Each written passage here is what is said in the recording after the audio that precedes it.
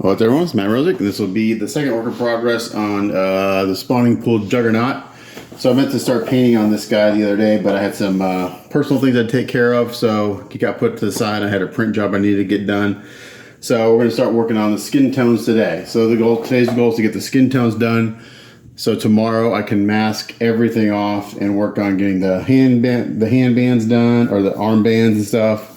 Talked to my client a little bit about color scheme. So we're kind of a little bit all over the place right now for colors, but he basically said do what I think looks cool. So I was like when the client says that, because then it kind of leaves me some freedoms. I did a Juggernaut a couple years ago, and we did like all metallics for the clothes and stuff. So I think what I'm going to do is I'll do metallic for this part of his outfit, the helmet and the arm bands, and then we're going to do like a leather treatment on the boots. And then the pants, we may do like, I think we're gonna match, because he's got like leggings and he's got like shorts.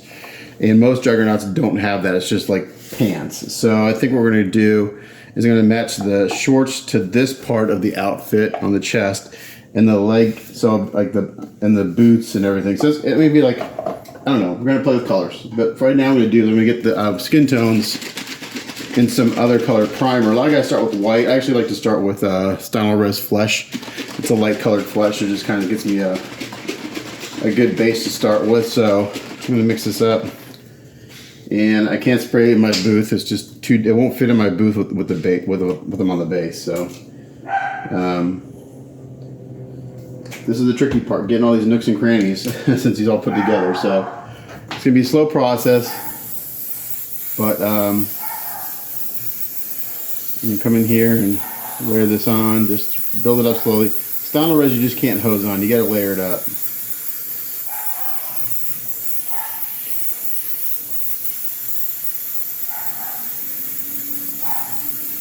So after I get this down, I'm gonna do some colors on the veins. A lot of times I'll do the veins after I do all the skin tones, but I think I'm gonna do a color on the veins now and start to bury the veins. So I try to think like from the bottom up, as far as like skin tones go. The veins would be buried underneath all these tones. So,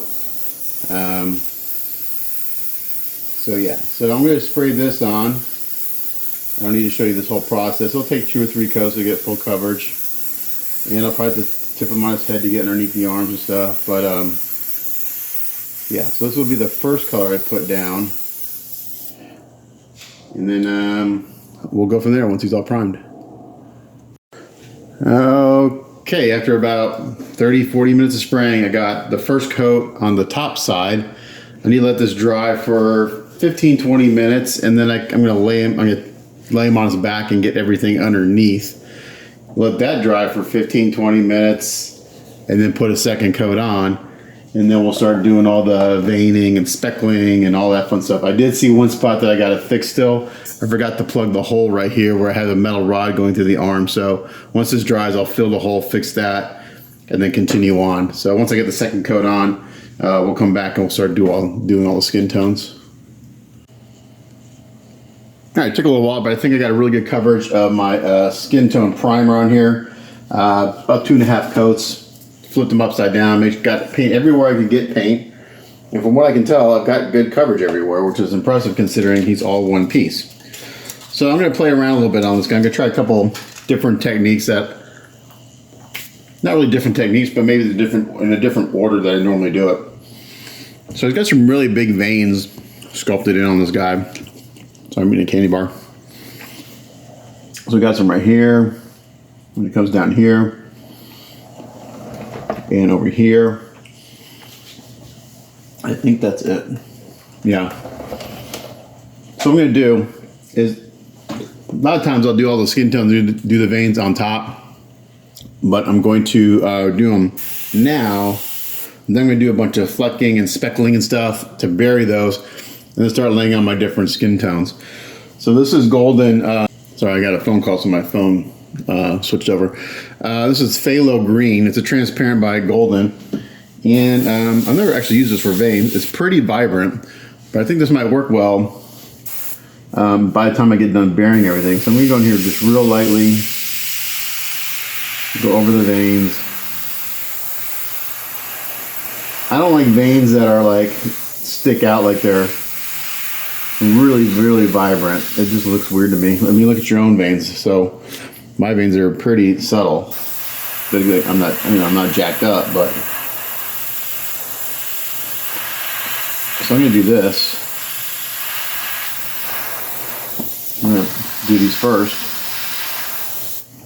And since this is such a vibrant color, I'm gonna kind of trail it out here a little bit.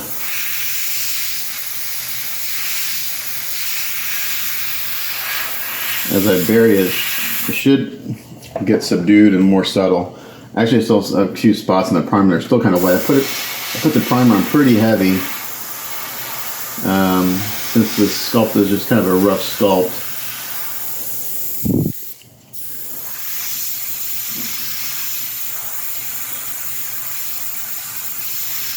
There's like a little hint of a vein there, so we're going to go ahead and do that.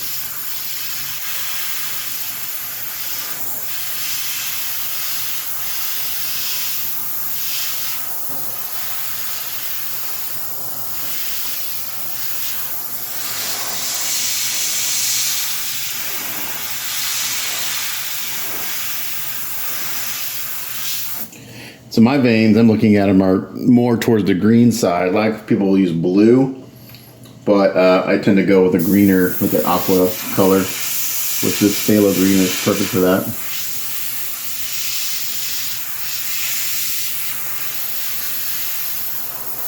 Okay, I think that's all the veins. All right, so I'm gonna clean out my airbrush, and I'm gonna come back and we're gonna do some speckling. Okay, so now what I'm gonna do some flecking and speckling, and I'm just gonna go down the line of my golden transparents right here, and we're gonna get some texture to this skin. And the first one is golden quinacridone red, transparent red. Got in my airbrush, got the air pressure turned way down, and I just have a paper towel here to check to see what it's doing. And I'm just backing way off. And kind of speckling this on. You may not be able to even see it in camera.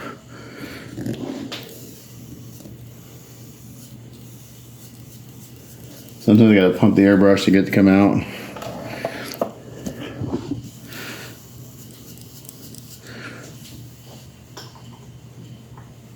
We want the air pressure really, really low. There we go.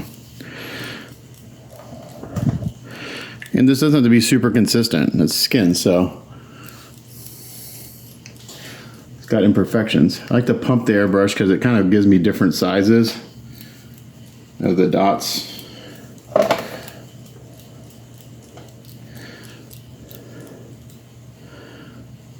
And it's hard to get the air pressure just right. So I'll spray.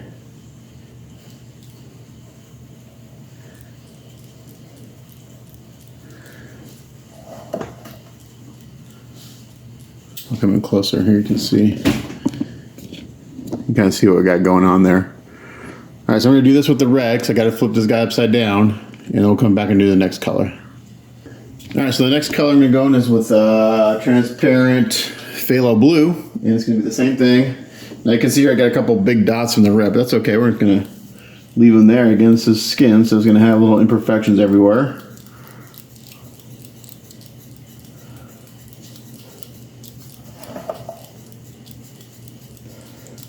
Don't forget the face.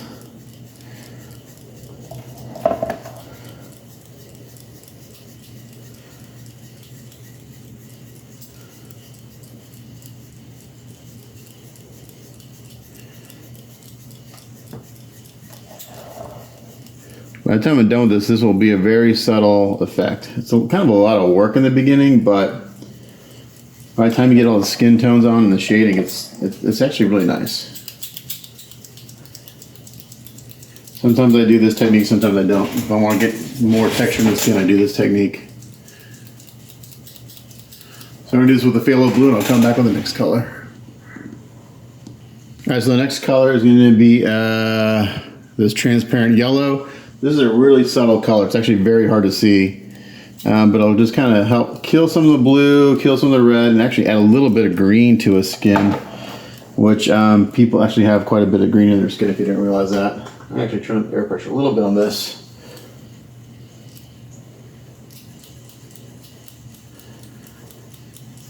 And again, this is a very subtle tone. It'll be actually really hard to see.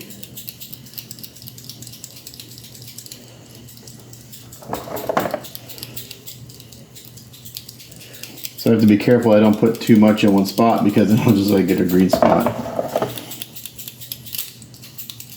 You can see I'm kind of pumping the airbrush because it's just the way my air compressor setup is up in the attic, and the airline's kind of, the air pressure fluctuates quite a bit, so I kind of get more random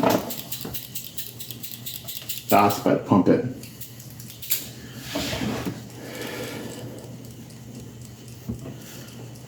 I get kind of like some, every once in a while I get like a big dot, which feels like, like a freckle.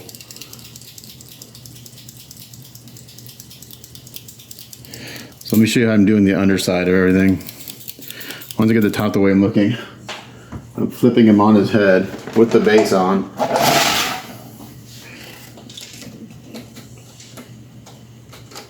And I'm just putting his head down on my workbench like this. And I'm just holding onto the base. My arm may be in the way. And I'm just getting the underside of everything. And just kind of rotating him on his head to get underneath here.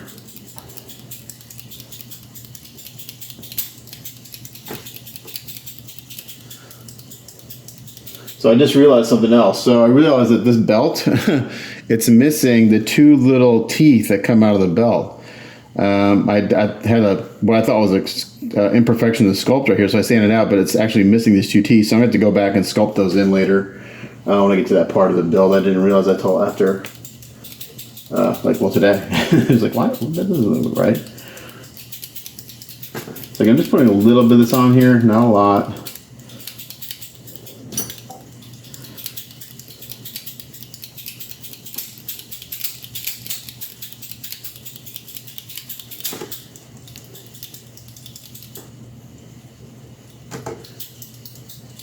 That's probably it for this color.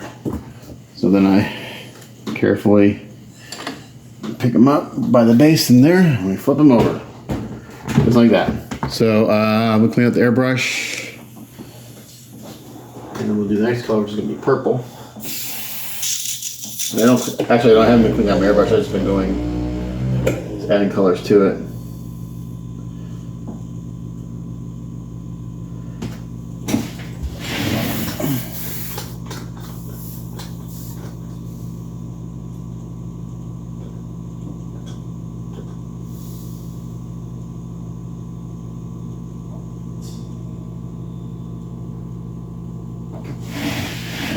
There.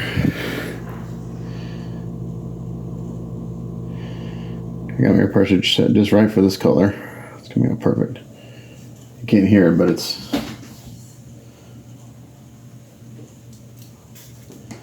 laying down some nice dots.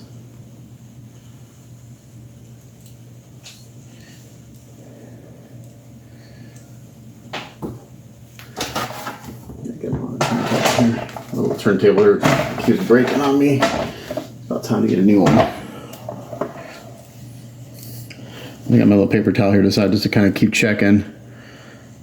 Because sometimes as you get further in this process, it's hard to see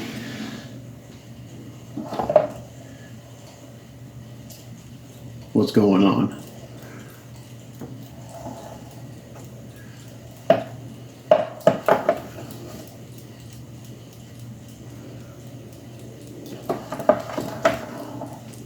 Forget the base.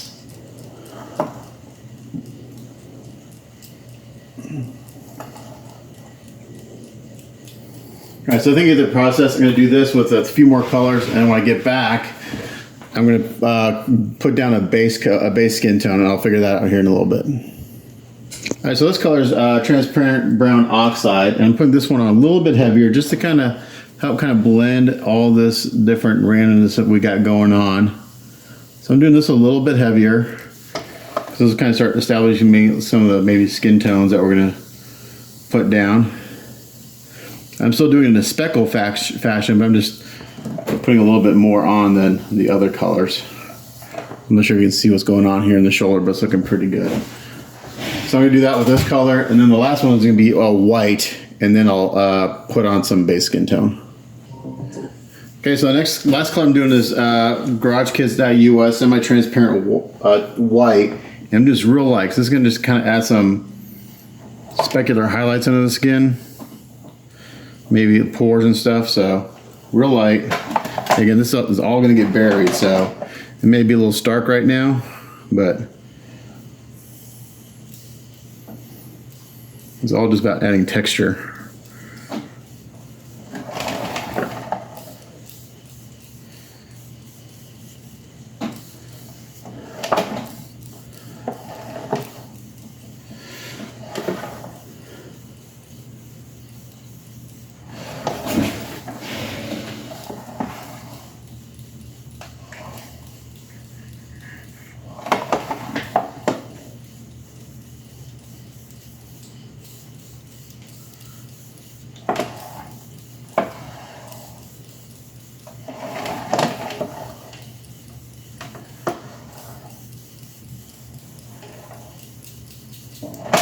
Actually looking pretty good.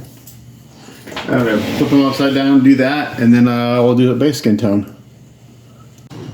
Alright, so I'm putting down my first skin tone. This is going to be Nocturna Base Flesh from Vallejo. And I'm just kind of misting this on everywhere. Backed off again.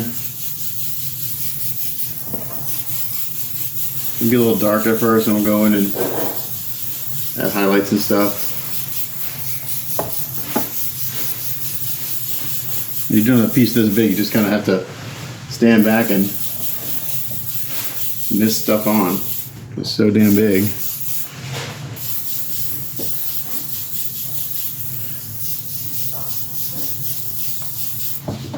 Hard part is the underside, really.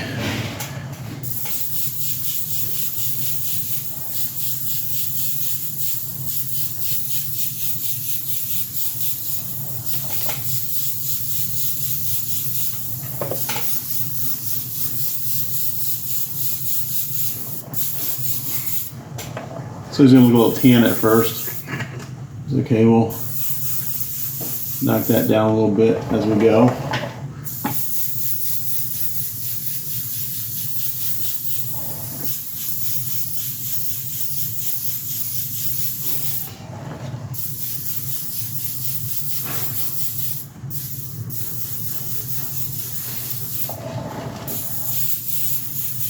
This one I want to try to get on evenly if possible.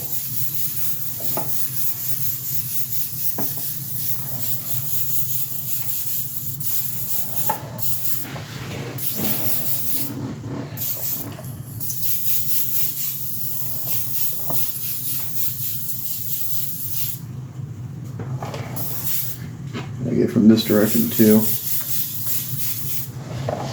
over his head.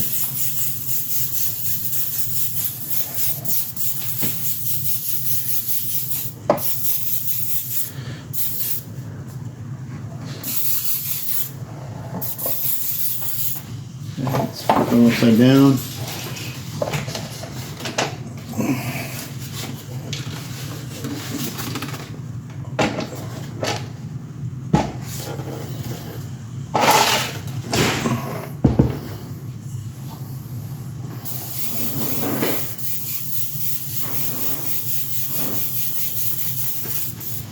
Alright, let's mix some more paint, and then I'm going to continue this, and we'll go on to do the next color. So I'll be back in a little bit.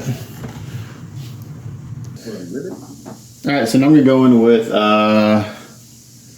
medium flesh, just more lower pink side. Again, I'm going to kind of do the same thing and just backed off and kind of mist this on.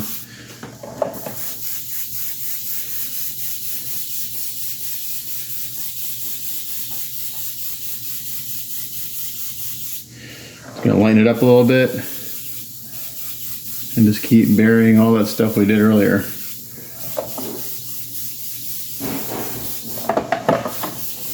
That's starting to look like something now.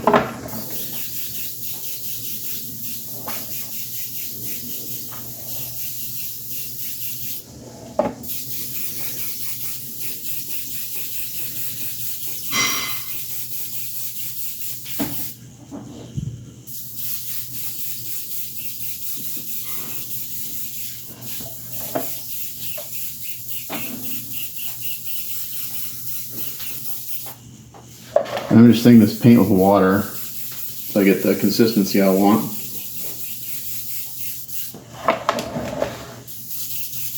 So this arm's got the medium flesh. This arm does not. You can kind of see the difference.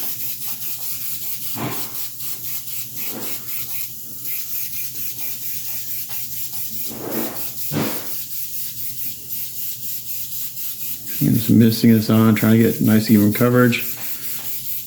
And once I get the base tone the way I want, then we'll go in and start doing some shading and stuff. We're still working on the base tone here, but we're getting pretty close.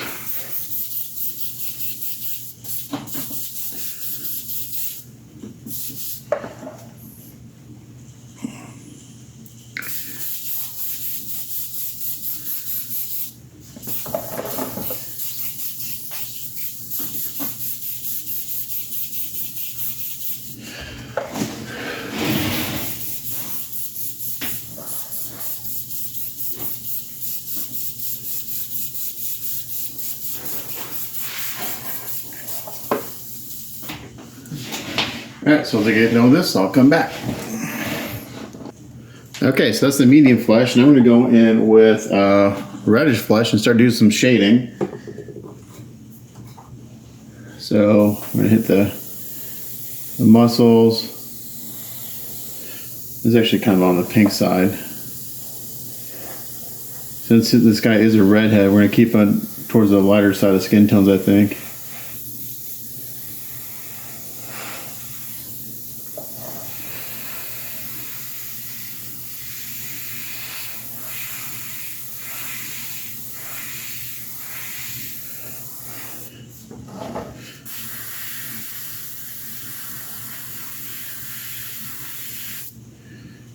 This will take a while. There's a lot of details to go through.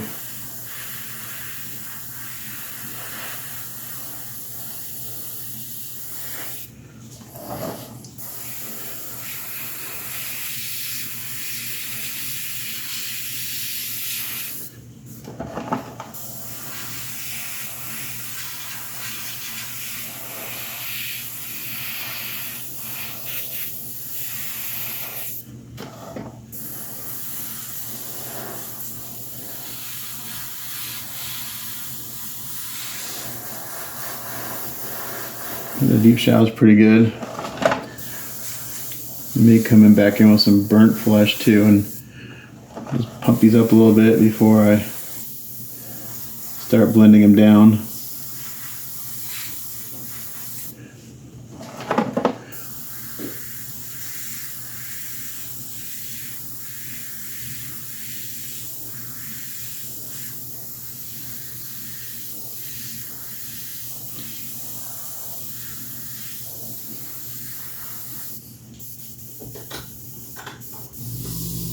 Drop the air pressure a little bit. Start bringing out some of these details in the sculpt.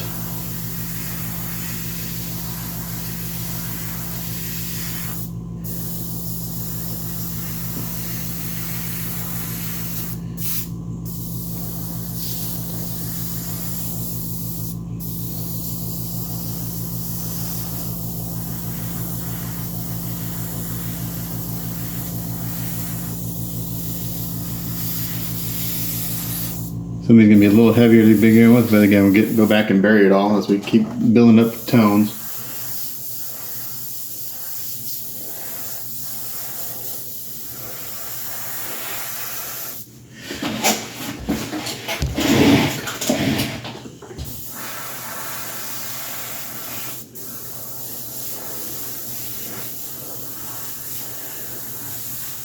And every layer we do, we just kind of bury all that flecking and stuff a little bit more.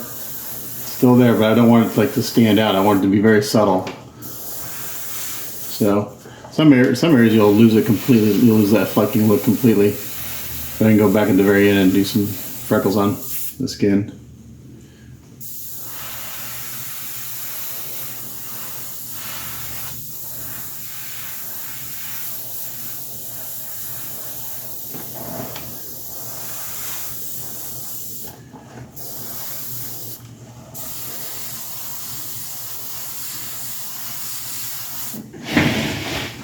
It's already starting to look like something. It's like it's until you get to the very last steps. Like, oh wow, now it looks good.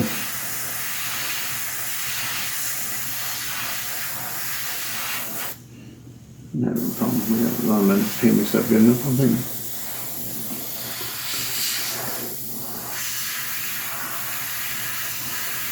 All right, so I'm gonna do this. I'll be back when I'm done. It's gonna take, I don't know, an hour or so to get all the shading done. I'll be back. Okay, so this is what it looks like after I went in shading with the reddish flesh.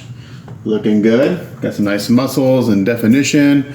I went underneath and get as much shading as I could. Again, there's some areas where I just can't get paint altogether. But again, unless my client flips up on the side of his head and like sticks a mirror somewhere, you're not gonna see it. So I'm not too worried about it. So now I'm gonna go in with some fairy flesh, and I'm gonna hit the highlights. And again, this is gonna be more selective. Oops, it's got some splatter, which is no big deal because it's just I'm gonna come in here and just kind of hit the highlights on the muscles.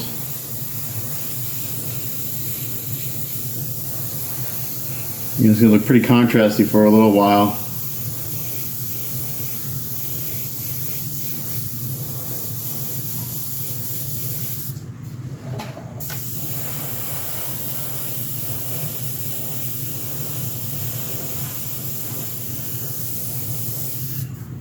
And all the flecking and stuff I did earlier is looking really good. It's getting a little more subtle, a little more natural.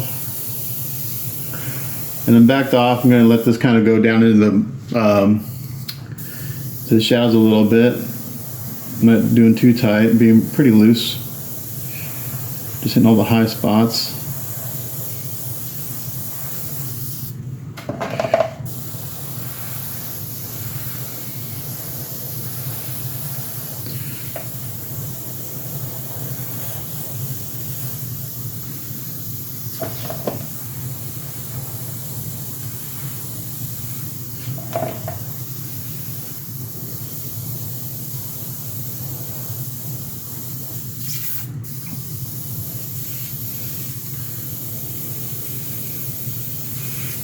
And this paint's fairly thin, so it looks like when you first put it on, it looks pretty opaque.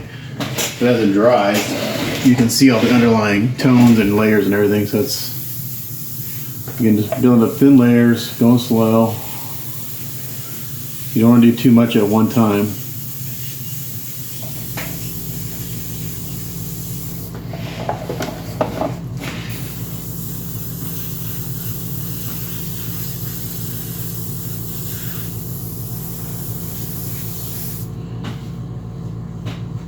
And now I'll go in and do the face too. I already shaded the face with the shadows and stuff.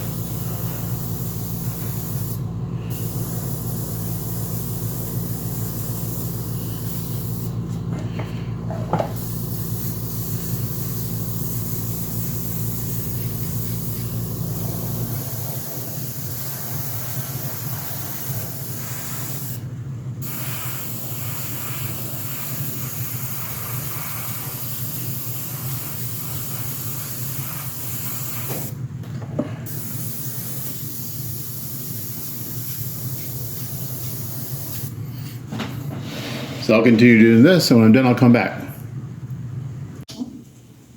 Okay, so where we are after the fairy flesh is looking really good. I went in and kind of just misted this over everything a little bit just to kind of tone it down.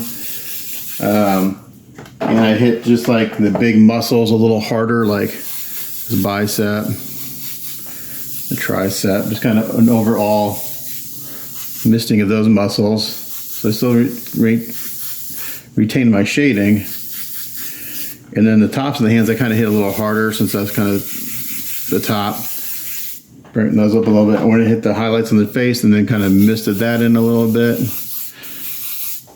So I think we're looking pretty good here.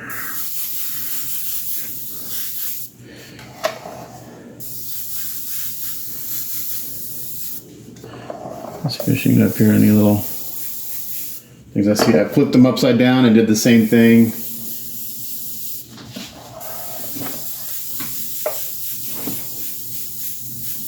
Okay, so now what I'm going to do is I think I'm going to go back and I'm going to do a mist coat of the the medium flesh.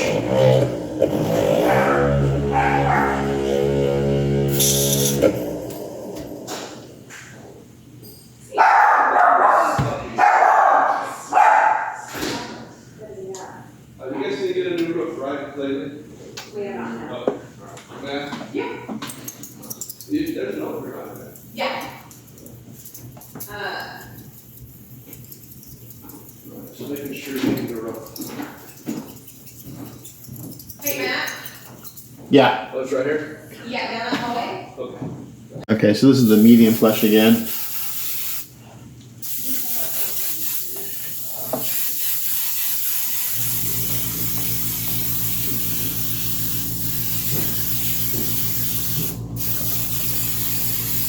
And you can see I'm backed off. I'm just, looks like I'm putting a lot on, but I'm not. I'm just kind of really misting it on.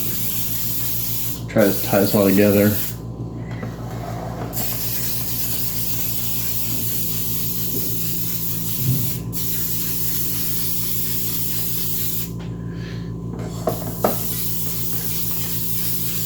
This medium flesh should be considered like my base skin tone.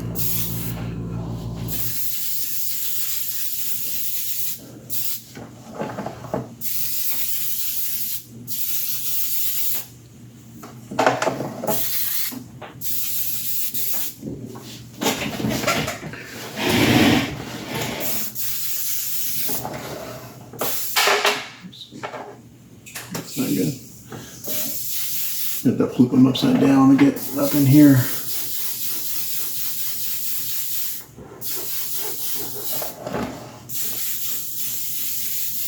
Okay, I'm gonna let this dry for a little bit and see where we are. I think we're looking pretty good.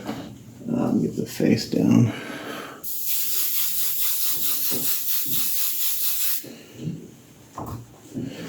Let me let this dry for a little bit, see how we're looking. Can still see a little bit of my flecking. The veins are looking good, nice and natural. So yeah, I'm gonna let this dry to see where we're at. I'll probably seal it too. Okay, so this looks really good. I haven't sealed it yet. I'm just letting it, I'll let it dry down for a little bit. I'm gonna go in with some burnt flesh a little bit and just real lightly kind of hit some of the shadows again. Now this has got a little more brown in it. It's not so reddish, which will be a nice, another kind of subtle tone to put down.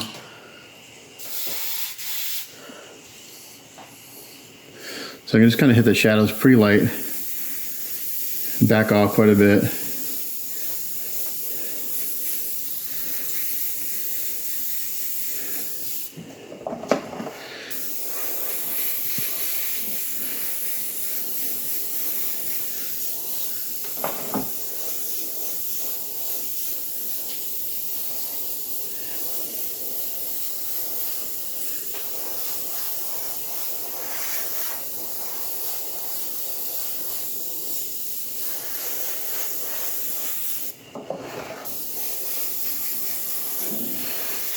And we're also at the point where I'll seal this and then I'll go in with my washes. We're almost there. It's looking pretty good. I guess we're going to be real kind of loose with this color.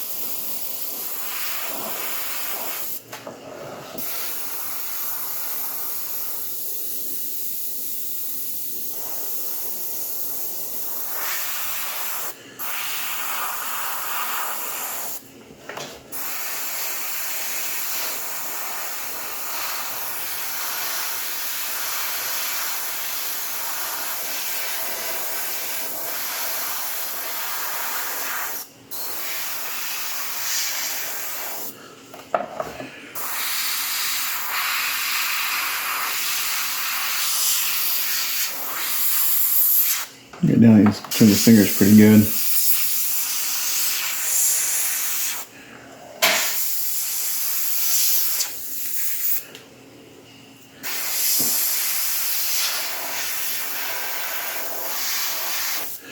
Okay, so that's looking pretty good. I'm gonna keep doing this and we'll come back. Okay, so I sealed everything. It's looking really good. So I'm going to go ahead and do a red wash real quick. This is just really watery red paint, Liquitex Basics. Let's see, this may be a little too potent. There's more water than that. Going pretty runny. And I gotta do this in small areas since I'm working on such a big piece. So take a brush, take a sponge. I'm gonna work this way. I'm gonna put it on and dab it off. It's gonna work in small areas since it's such a big piece.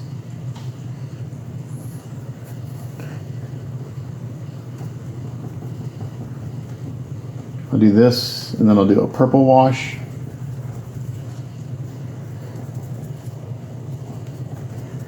And again, it doesn't have to be perfect, but what you don't want to do is have little pools of this to dry because it'll look weird. But I don't mind there's little inconsistencies in it because again, it's skin and we want this to look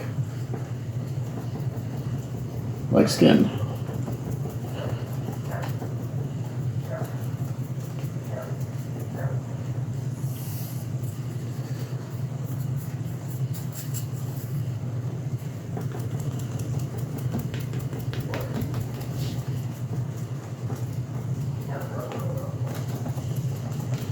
Hardest part is when I gotta flip it upside down.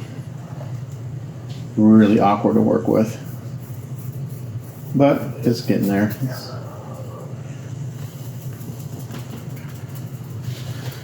You don't want this to dry on the surface. You want to put it on and take it off right away. And it may not look like it's doing anything, but it actually does quite a bit. It's very subtle.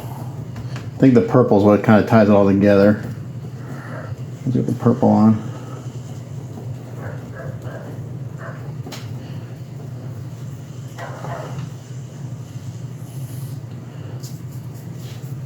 So it wants it to run down underneath.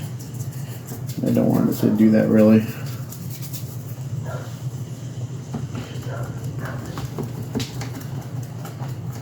I'll make sure I get that before it dries.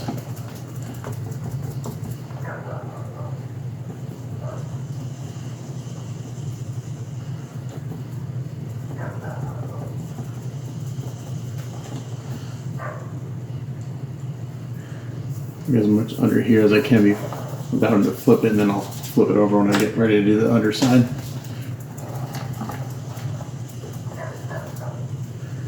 I can get some of it, I can actually get quite a bit of it from down here.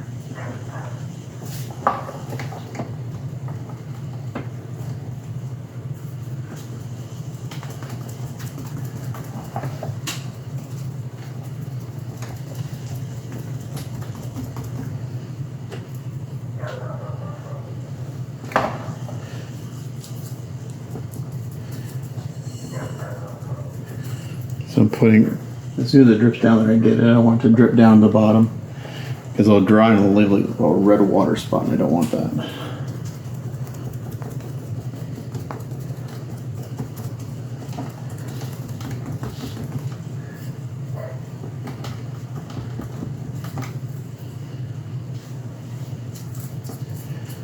Once I get this all squared away with, I'll do a purple wash. And I think the purple's going to really help tie it together.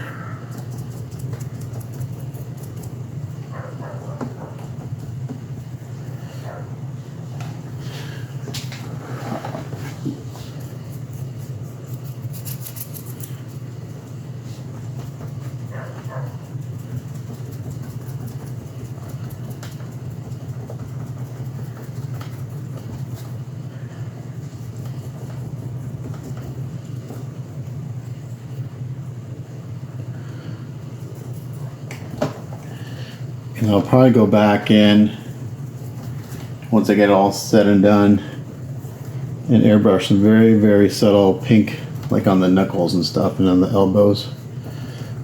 Just because those tend to get a little pinkish.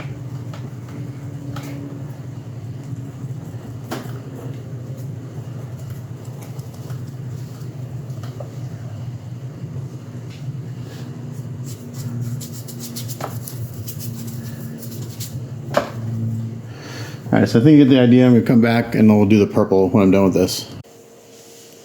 Alright, so it took a little while, but I got the red done. Now we're going with the purple wash, and this is just, again, Liquitex Basic Prism Violet.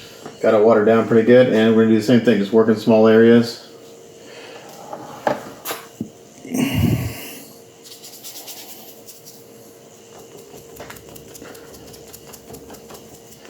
I got this one a little more vibrant, not quite as watery. I think purple really adds a nice tone to everything.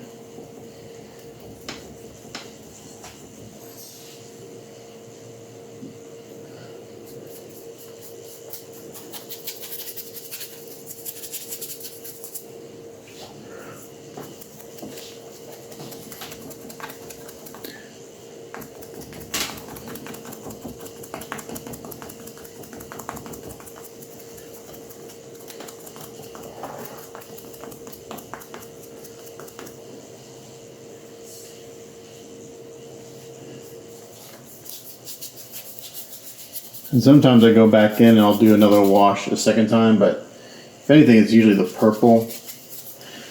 I think my eyes tend to see things, and then once they're dry, they're a little on the warm side, so then I like the purple to kind of help cool it down a little bit. But this guy is just really muscular, so I don't mind a slightly more contrast in the paint.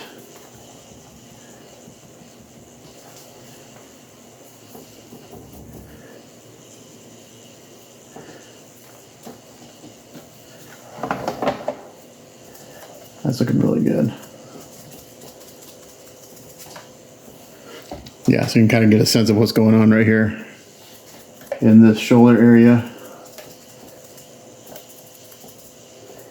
And again, it's kind of one of those things where, since this guy doesn't have hair, usually I'll get to a point where I put the hair in, and then once I get the hair in, it really tells me what the skin is doing. And that's kind of like a litmus test to see, make sure I got what I want. Well, since this guy doesn't have hair, it's until I get everything else painted, like the helmet and everything, where I'll know if I got the skin exactly where I want it. And I can always go in and slightly adjust it later if I need to. But I've kind of gotten my system down now where it's taken me like 4 damn years to kind of get a system down that I like for skin. And I'm still not the best at skin tones, but I've got a system down that I like, and I like the results, so.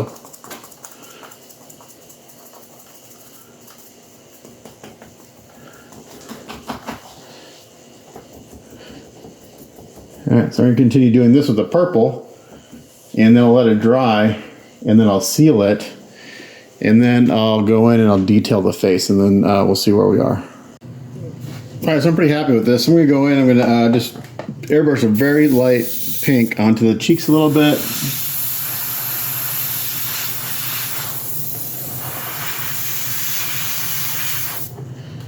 And I'm going to try to airbrush the gums a little bit.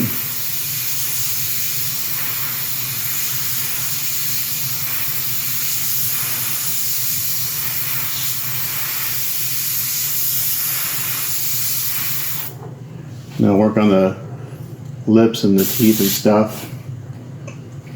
We got a little too much pink on the cheeks. Get a little bit on the knuckles.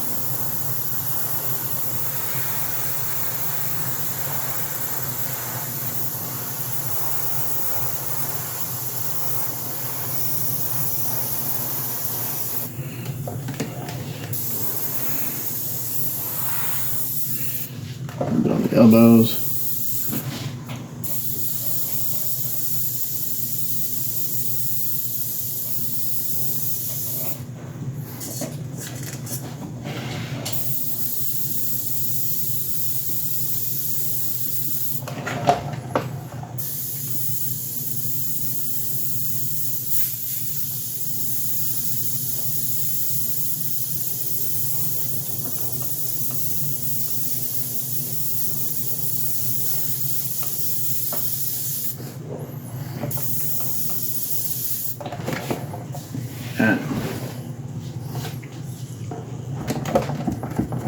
Let me come in here and re-hit these cheeks a little bit. I think I got them a little too red.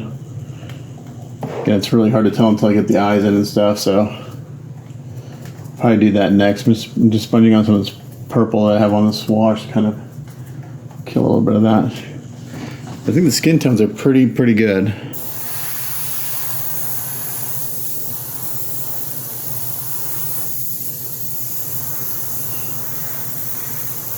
I did seal this. I'm going to work on the fingernails a little bit. So for that, I'm going to, I wish I had my wet palettes out of stuff. So I'm going to just get a normal palette. And we're going to use some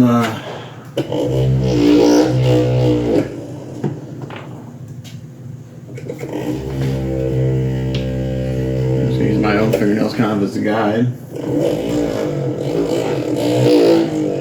to put in like the little different tones.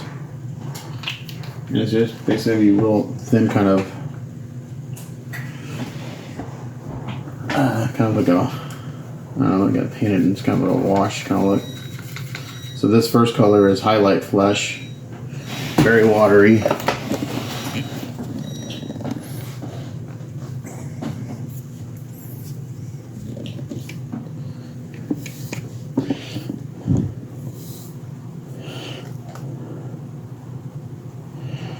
Too much. Still too much. It is very thin.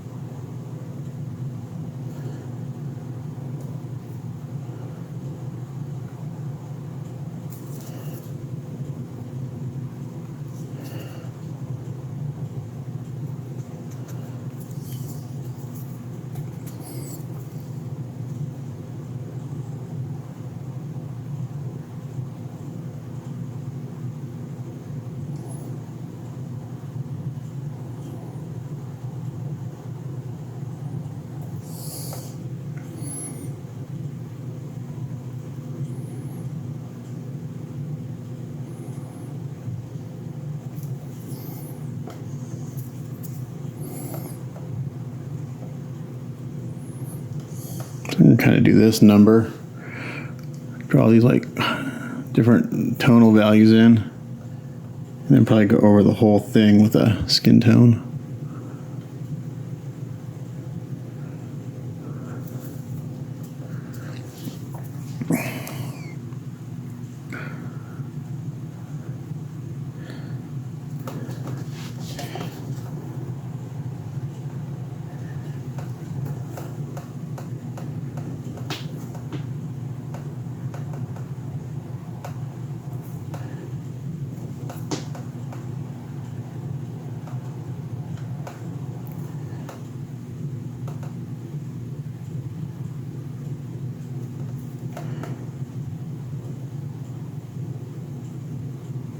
It's a little bright right now.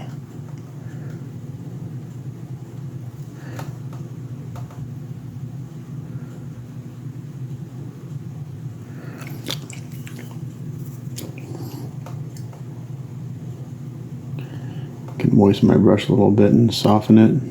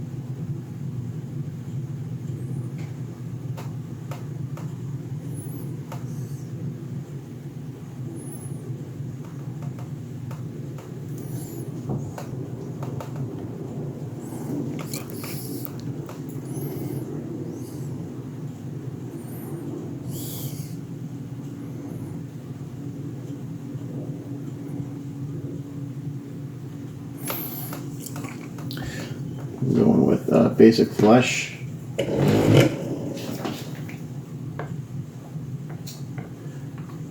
can add a little. I can make that my own flesh tone here. Little basic, little medium flesh.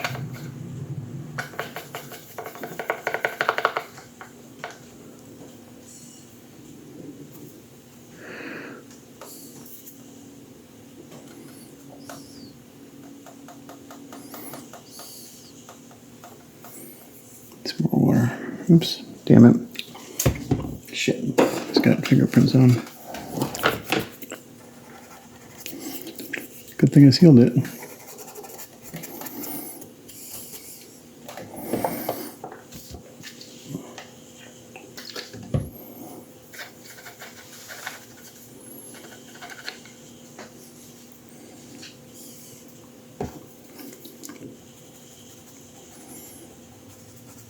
Never really had to detail fingernails too many times.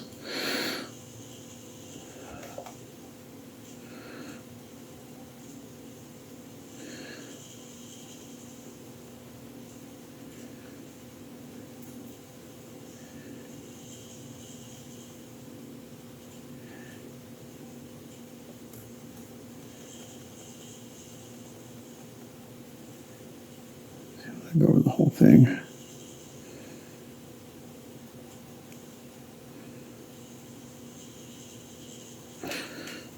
Just kind of playing around right now. Until I get a look I like.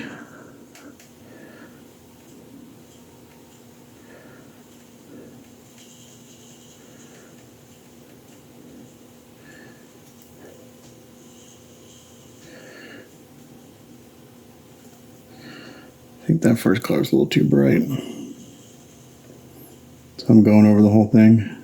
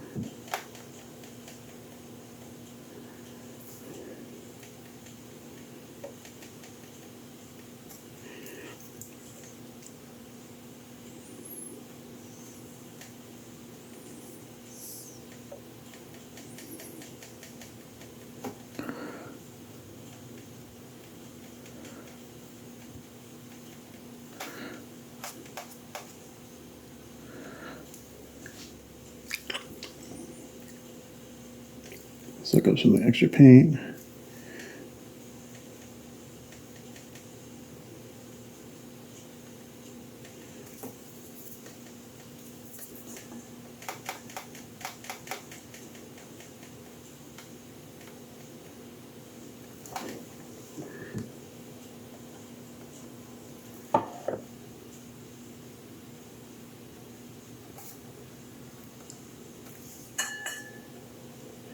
Trying to use a kind of this wet paint to blend into the first color I put on.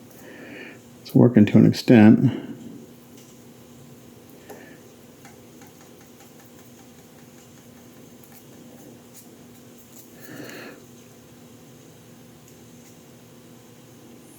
This one right here is looking pretty good actually.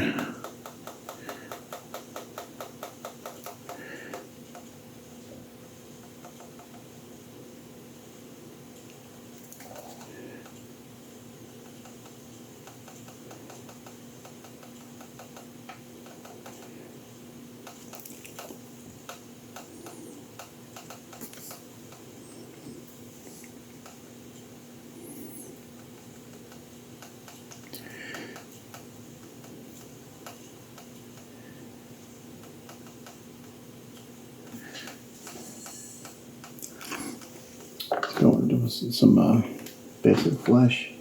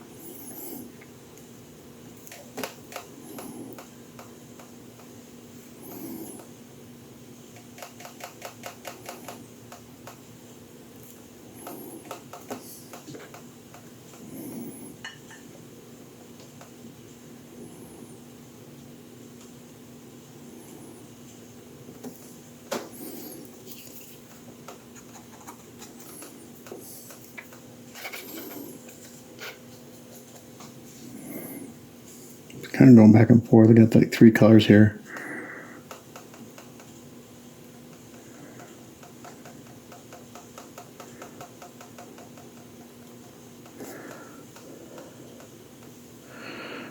I'm not sure I'm liking this. We'll see.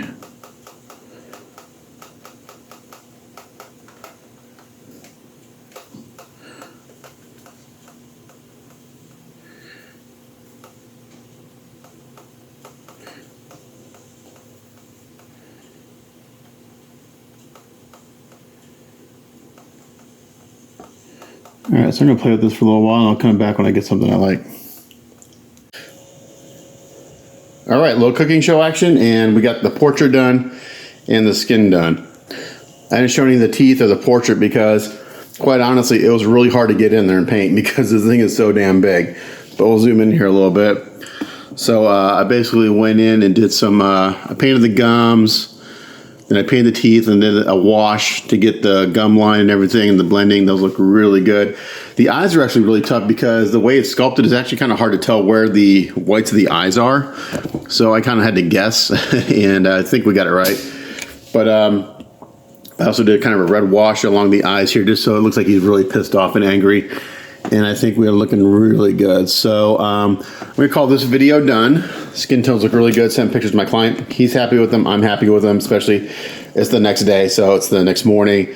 I like to sleep on skin tones really and then look at them the next day to see if I really like it. Because a lot of times, I don't know if I like it the day I do it because I've been looking at it for so long. You know, it's like 10, 11 hours working on skin tones on this guy. And by the time it's like, okay, I don't know if these look good. So I like to sleep on it and I'm really happy. So this video's done. The next work in progress will be masking. I'm going to mask off all the skin tones and the face. And my goal is to get the helmet, the chest, and the bands done in a metallic color. So I'm going to sign off for this one, and I'll start the next video here shortly. So thanks for watching. Stay tuned for work in progress number 3. Well, it's everyone's Matt Mrozek, and this will be work in progress number 3 on the spawning pool Juggernaut. It's a massive kit. Last work in progress was skin tones. I kind of went over all the processes, and in person it looks really, really good. You can see some kind of just variations in the skin tone. You can see some of that flecking I did. So all that work that I do in the very beginning, it all gets buried. And so you may not like see it right away, but as you get closer to the skin, you can see the texture and you can see little imperfections here and there, and you can see a little freckle here and there. So that's the whole point behind doing all that stuff. It's just that so in person it gives the illusion it's got some texture to it. So now what we're gonna do is masking, and I show a lot of masking. I'll just show a little bit here, but I'm gonna mask off all the skin tones. The tricky part will be trying to get masking around the wrists and around these parts because again, I put them all together as one piece, and it's gonna be really challenging to get that masked, but I'll probably have to get them off the base and lay down on a pillow or something to work on that. But yeah, so today's goal is to get all the skin tones masked off so I can do the helmet, the chest, and the armbands and get those going. So I'll show a little bit on camera. I shoot this all the time. But a lot of people like to see masking because they're, I don't know, they think there's something magical about it, or they still don't know how, you know. It's nothing really difficult, it's just very time consuming. So most of the time today will be spent on the masking. Many times when you mask, you can spend hours upon hours upon hours of masking for very little paint time. It's just the nature of the beast. So I've got a brand new blade here. I'm using my Tamiya tape to do the outlines. I do like to do a tape test just to make sure we're good as far as the paint adhesion. We should because it's been fully prepped, primed, and everything. So I do like to just put some tape on and kind of make sure that we're sticking and looks like we're good. So first thing I'm going to do, and another thing, challenging piece, I have to work on this really one that's standing up. So I have to stand. I stood most of the day yesterday, so my feet are kind of killing me. So the first thing I'm going to do is I'm just going to take some of this thinner tape. I actually do have some 3M pinstriping tape, but there's something in the adhesive on that tape that I find actually does lift hobby paint for some reason. I'm not sure what's in it, but yeah. So what I might do, because there's a slight undercut here, meaning that the skin slightly goes underneath this shoulder, this detail. I think I'm going to do it sometimes. I'm going to put this here. I'm going to get a blunt toothpick.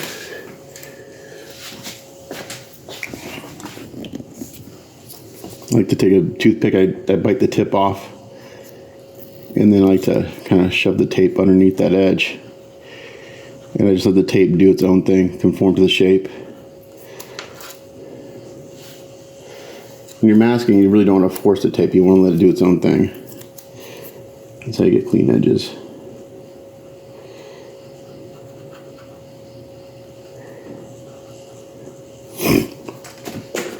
Alright. And I go through and I cut off the excess. Oops. See, I was putting a little pressure on the blade there and it slipped. So when you're cutting, don't put pressure on the blade. It tends to slip. And that's what happened there. Luckily it slipped in a spot where I haven't painted yet.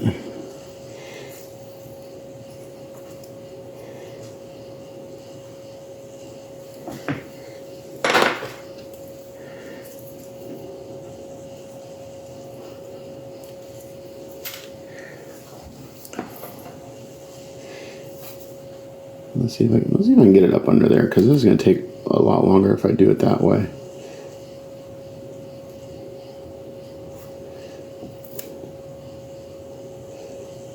Yeah, there we go.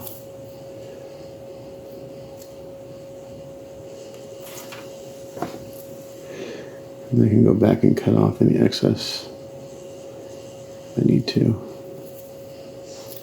So when I have a concave curve like this, I can pull on the tape a little bit, put some tension on it, and it'll conform to that shape better. When I have a convex curve like this, you don't want to put any tension on the tape, because what it does is that tension will cause the tape to lift off the surface. So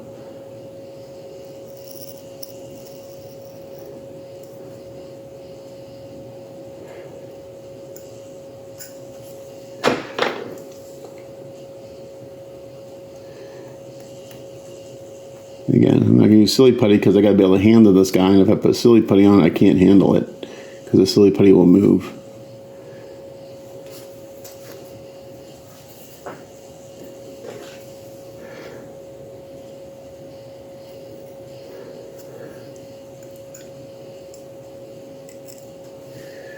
Okay, so right here I got a concave curve, so I put the tape in loosely.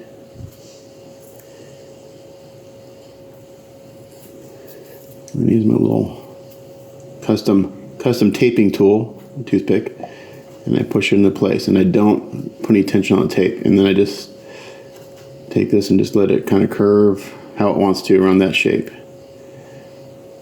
And so now there's no tension right here, and that tape won't lift off the surface. At least it shouldn't.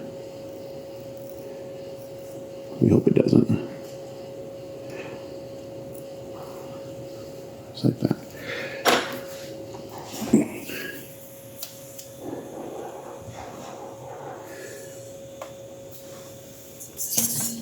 I'm gonna change my lights around so I can see what I'm doing.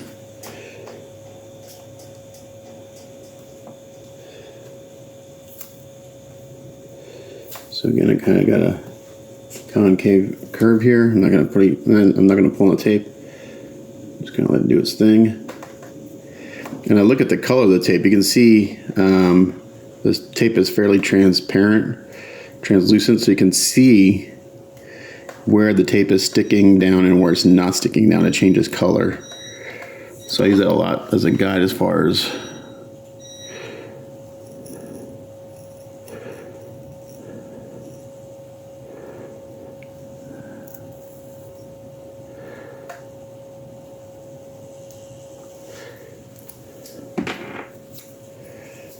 a little snafu right there. Got that tape right there on accident, so I'm going to cover that little line up.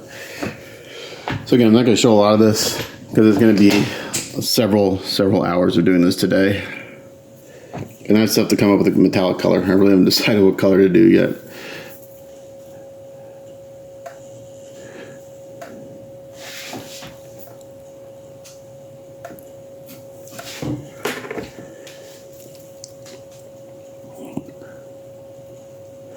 Again, I'm just gonna let the tape do its own thing.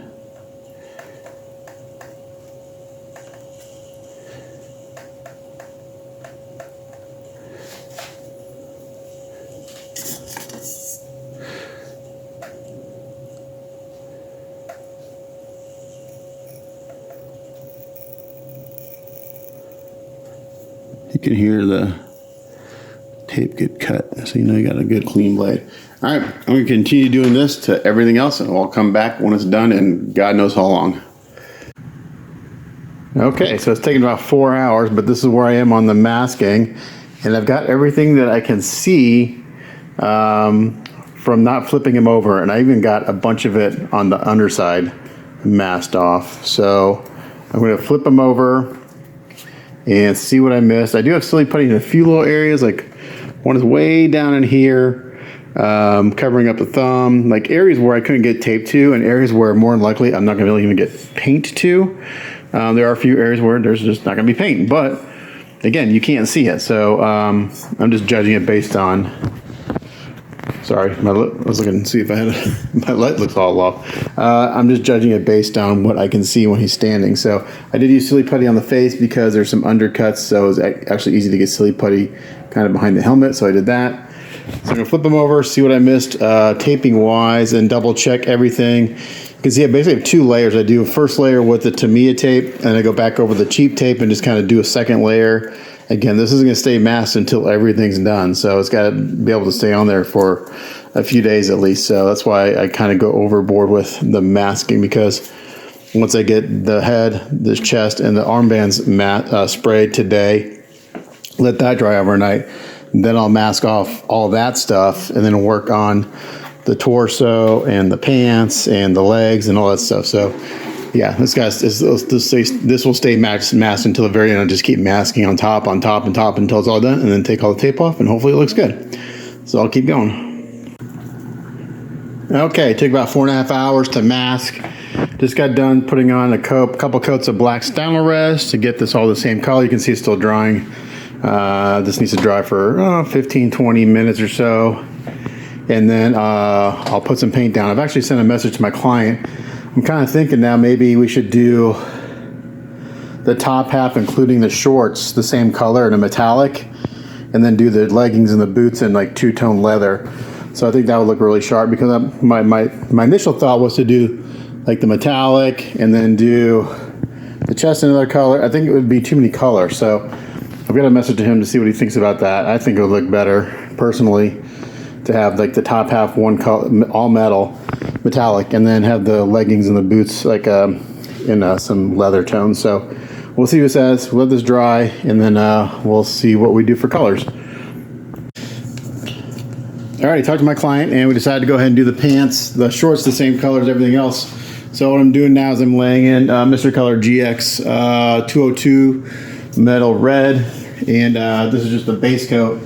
And then I'll go in and do some shading and stuff, but putting this on pretty wet, because I got to get down all these nooks and crannies, so it's a little challenging to get everywhere, but this will be a nice color, and I'll go in with deep clear red to do shading, which will deepen the color a little bit, just add some more dimension to everything. So these GX metallics don't cover very well, so it takes about 2 coats to get the coverage I want.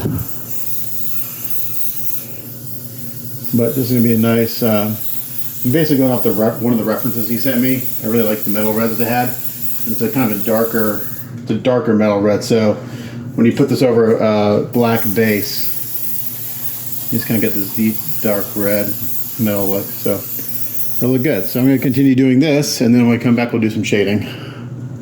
Okay, so here's the base coat metallic red. I got like 3 good coats on there. We'll just dry for a little while. And then I'm going to go in with my deep clear red and do shading, and we'll show you that when we get back.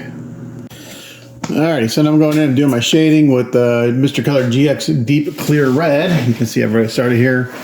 Kind of got the front of the pants done. And I'm going in pretty heavy because I want this to be a nice rich red. And as I spray, it kind of gets oversprayed and everything else. It just shifts the color a little bit, but it's just a slow process. So I'm hitting like all the shadows.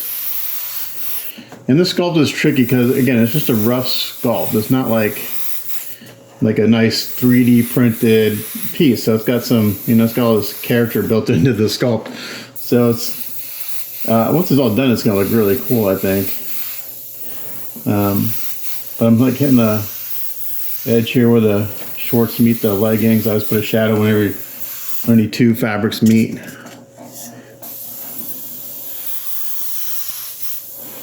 And hit that crotch really hard.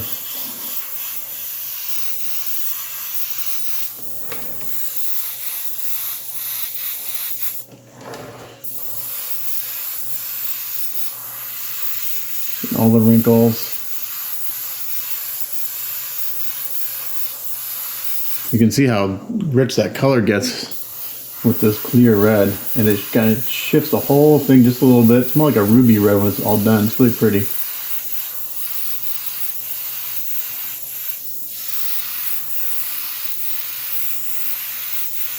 I hit this lip pretty hard underneath the belt, give it a nice hard shadow.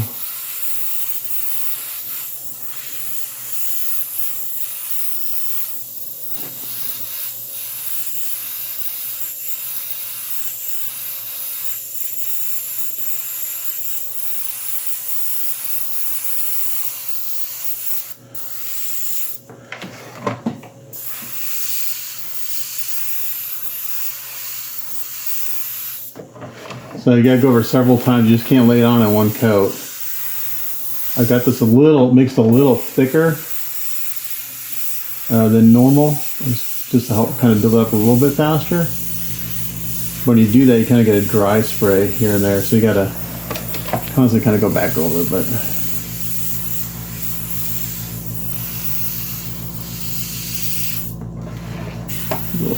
these are getting real tight on these little tight creases.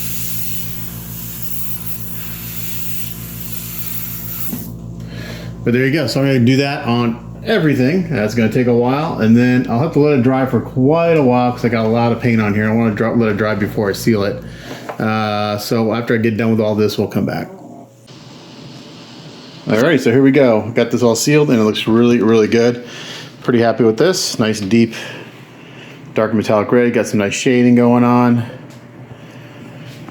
Depending on how you look at it, like in the light, it really kind of shows the shading with the metallic. It's kind of hard to see it sometimes, but it's there. As I turn the light, you can really see it.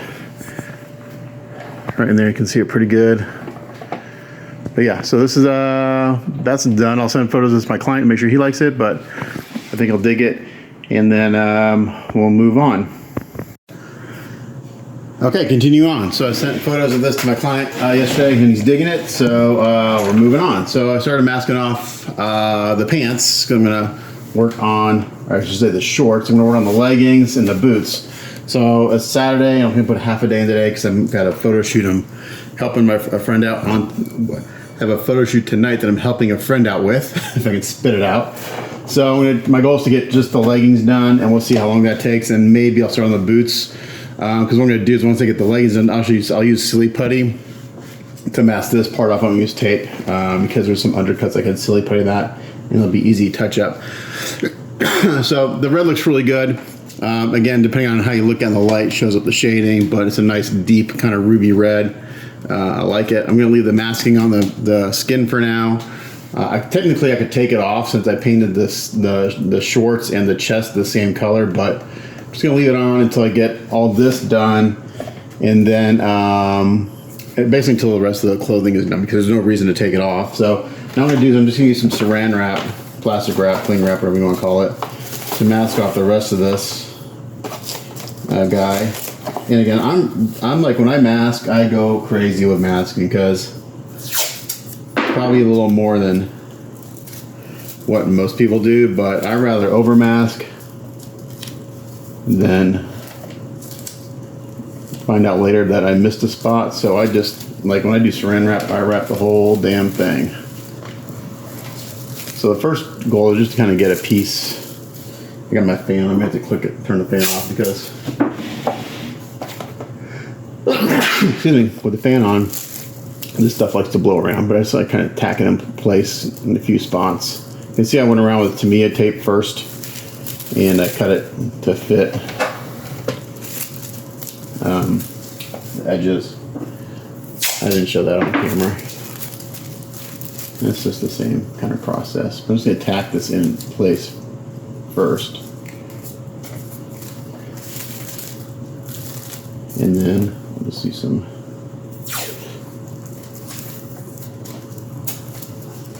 tape here, put there. Again, especially when something that took me all day to do, I do not want to screw it up. So I just mask the crap out of it. You know, it takes a little extra precaution just to protect the work that you've done. So once I get this lower layer on, I'll be able to just kind of wrap them in saran. Let the cling wrap do its thing. I just need to get this kind of lower section done first.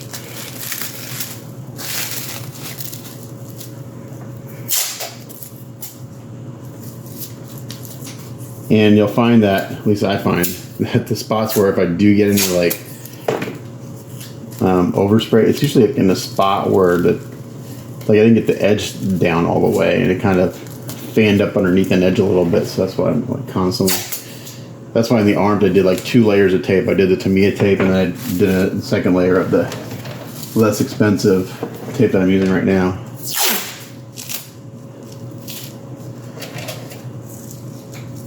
But the most important part really is the edge, especially here, since most of this, all the spring will be taking place on the lower half of the body.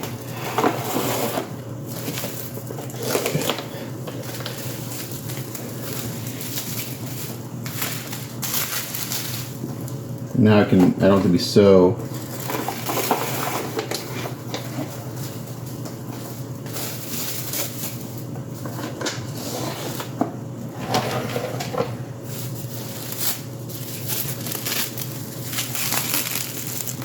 turn this fan off because it's blowing this stuff around because it's so light.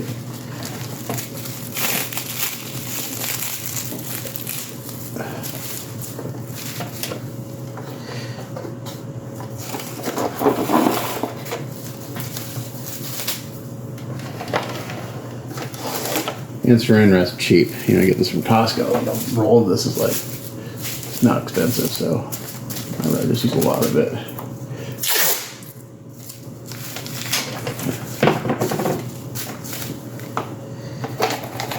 Maybe I just took this out. The holder did this.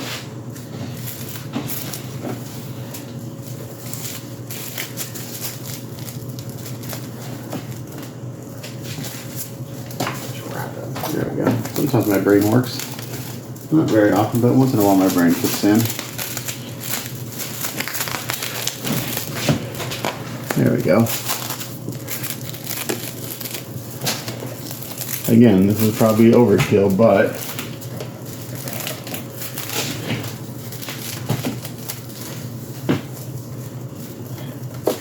I'm just going to protect all this work I did yesterday.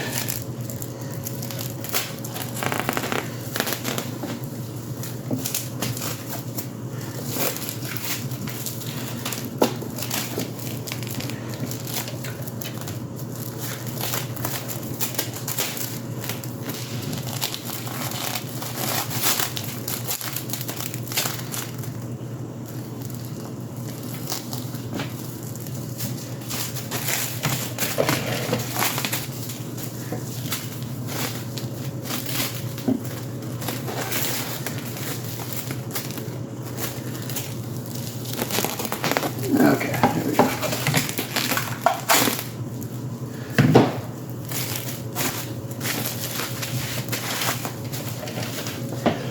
And now he's protected. I'll make sure that if I do spray up underneath, if I do any spraying upwards, I don't get any spray. So I'm going to go ahead and seal these edges. as an extra precaution. Because again, if I get any overspray, it'd be when I go to spray up underneath this crotch, it'd be when I'm spraying on the up direction. So, I should better be safe and seal those edges. And we should be good there. Okay, so now I'm gonna do, so I'm gonna blow my nose real quick. I'm gonna pause so you don't have to hear that. Okay, so now I actually need to look at reference of what we're gonna do. Because the reference that we got both kind of liked, all his clothes were metallic red. And like, you know what? It looks cool, but personally I would rather have like the leggings and the boots like a leather-esque color. So I'm thinking for the boots I do a red leather, like a deep red leather, just to kind of throw it back to the metallic red. So it has some cohesiveness to it. Again, if you look at pictures of Juggy, Juggernaut, there are all sorts of different color schemes. A lot of them are very brown and rust color. Other ones are really bright red. So it's kind of all over the place depending on which artist you look at, which comic cell you look at. It's like any of the characters. They're kind of all over the place as far as color schemes go, which is kind of nice because it lets you do your own thing. So I think I'm going to do now is I'm going to go ahead and throw a coat of black Stylmer res down. Because I do know I want this to be a darker tone. So let me get my air compressor going.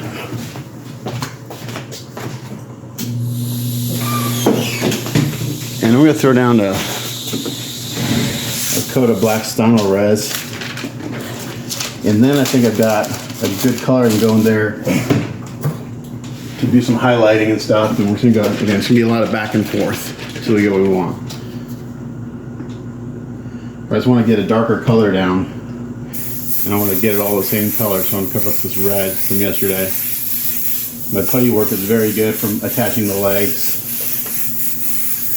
I don't see anything that didn't turn out well, so that's always nice. And Stylmer is a great primer. It goes down when it's spraying well. It tends to clog a little bit. You can see it's got a little clog there. You gotta shake the crap out of it because it does settle. It separates. And when it's spraying correctly, man, it goes down great. It covers really well. It provides a very good surface for paint. It's an acrylic primer, but it provides very good adhesion for your paint. I was actually very surprised at how well it works. And I'll actually use black Stylmer res as a black base coat and not even seal it. So like when I was doing the Nair and Hellboy kits, the black pants were black Stylmer res with nothing on top of it. It's just bare Stylmer. It dried and it's got a really cool kind of leather vinyl look to it. So I don't know, it's got a little bit of a sheen to it, which is nice. So this won't take very long, but I will let this dry for 15 or 20 minutes. It says 8 minutes you can start painting over, but I put it on pretty heavy. So I try to do it in one coat. So I like to let it sit for 15-20 minutes. And then I can start painting, and then it'll give me a chance to kind of go back and look at some colors. I have an idea for the boots for a color, but I want to look at the leggings. I think the leggings are going to go more brown. And the boots are going to go more like a reddish brown. They're both going to be a tone of brown, but different hues or shades of brown. And right now I just want to get it all the same color.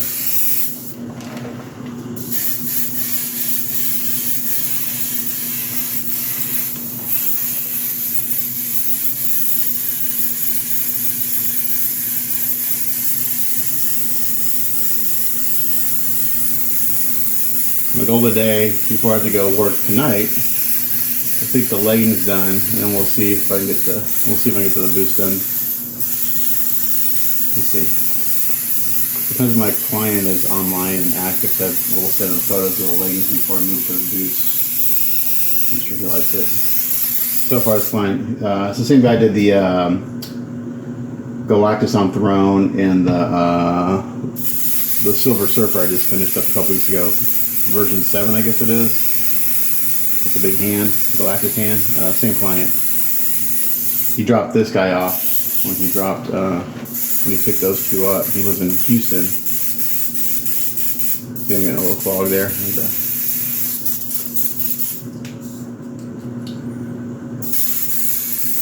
Come on, you can do it. Also, you get dry tip pretty fast with this stuff.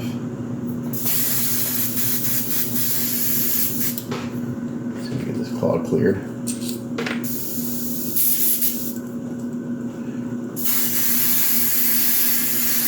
When you first put this on, it looks really kind of ugly. Like it doesn't have a good surface, but as it dries and it smooths out really, really nice.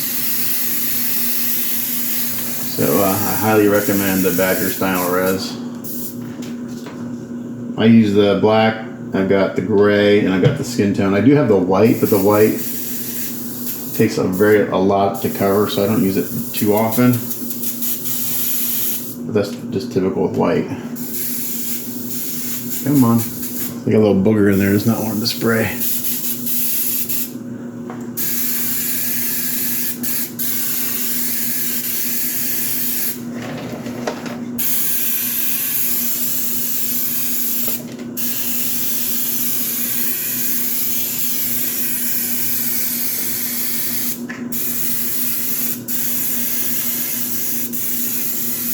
Okay. We got good coverage.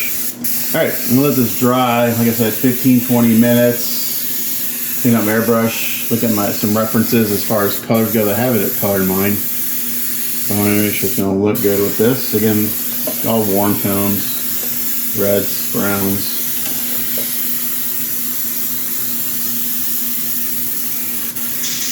Okay, there we go. And you clean it out with lacquer thinner. Even though it's an acrylic base, it cleans out better with lacquer thinner than any other cleaner. Alright, let this dry, we'll come back. Alright, so this dry for a little bit. I'm going in with some golden burnt sienna. And I'm going to hit all the highlights and wrinkles. And it's a little brighter than I wanted, but that's okay because I'm going to go back and hit the shadows again and tone it all down. But this is just going to be like the underlaying kind of highlight color. So I'm hitting all the wrinkles first.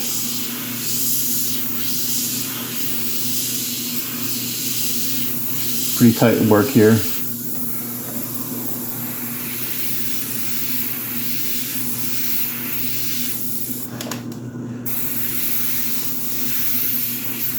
And then what I do is I go and I hit the muscles. So I hit the wrinkles first, and then I go hit the muscles.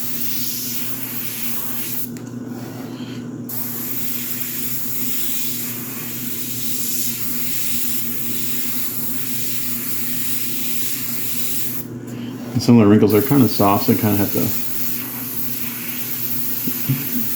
wring them out with the paint.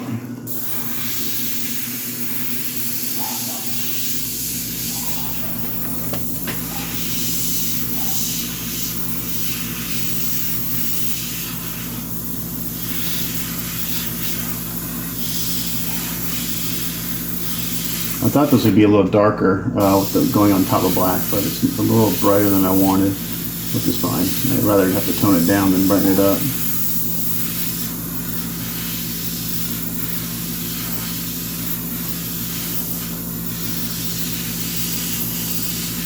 I really like these golden air colors. They spray really nicely.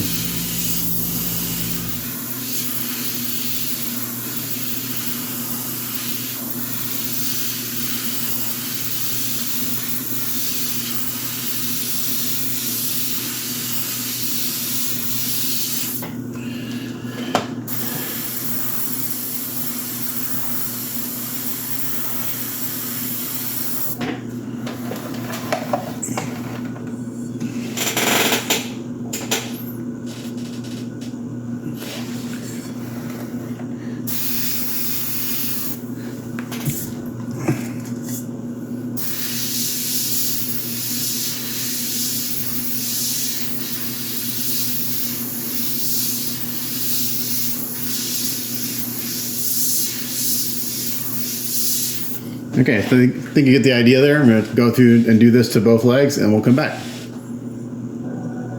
Okay, so I got the wrinkles done. Didn't take too long, because there's not a whole lot of them to do.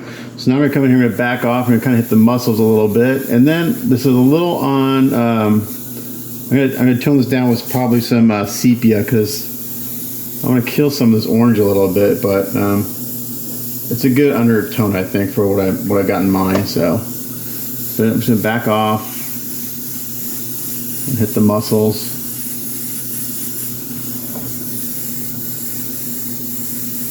pretty light.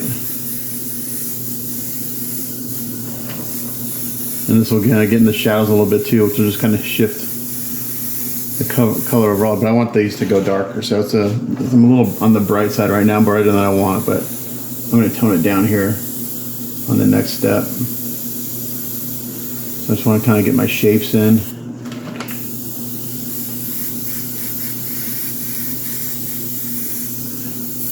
Just going to put this on pretty light.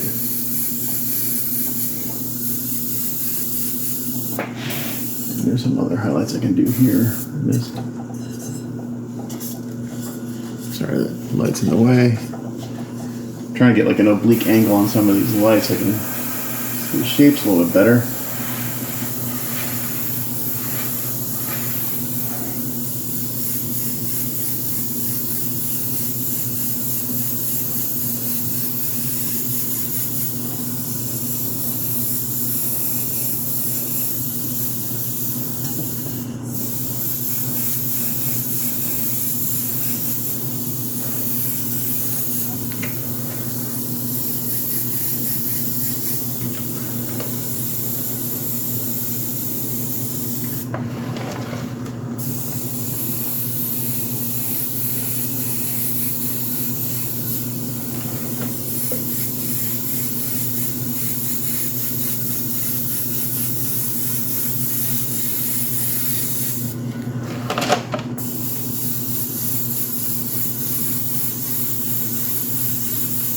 And backed up quite a bit because I want this to I want these shapes to be softer.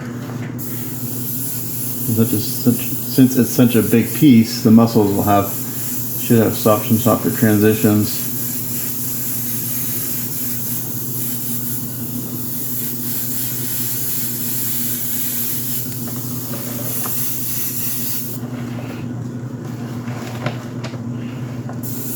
And these muscles are actually kind of hard to see because they're hidden underneath the clothes and the wrinkles.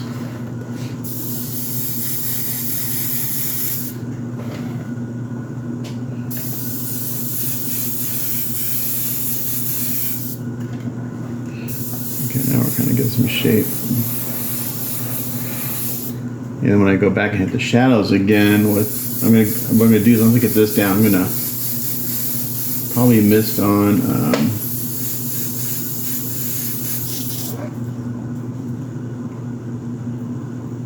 Some sepia, which will kind of help knock this back a little bit.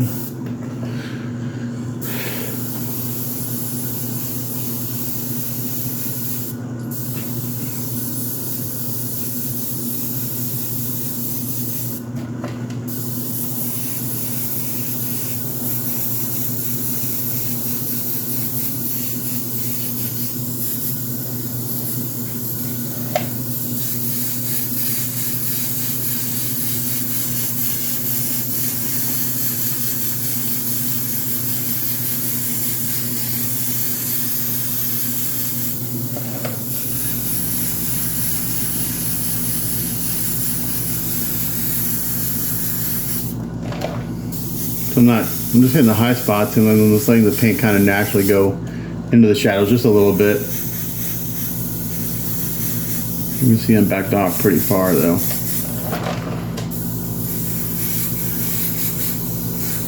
And just by going over the wrinkles again with this, it just kind of should brighten those up just a little bit more, intensify that color on the wrinkles.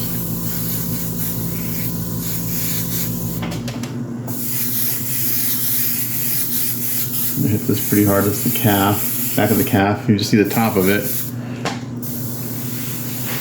And then go back in here and hit some of these wrinkles I may have missed the first time. I'm looking at it again.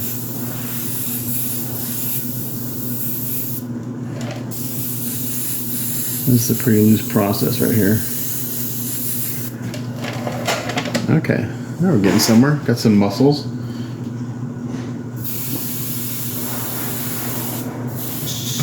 Okay, now we're going with some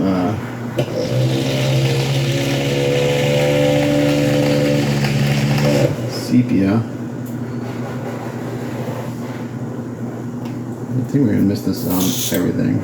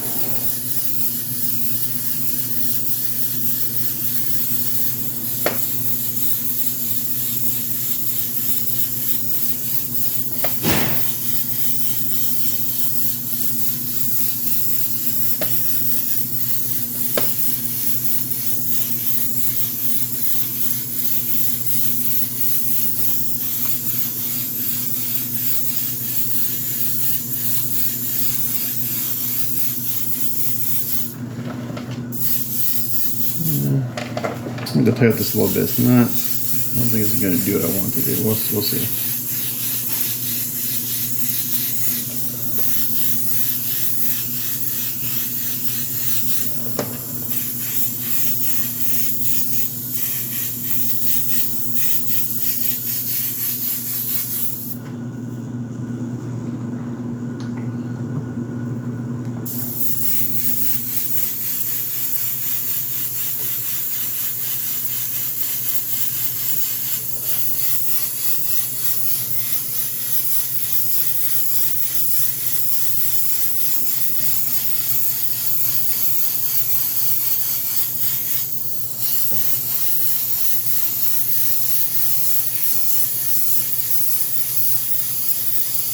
I want to shift the burnt sienna away from orange a little bit, and then get the black undertone of more of a dark brown. So that's why I'm going in here with this sepia. And it's kind of doing what I want to do.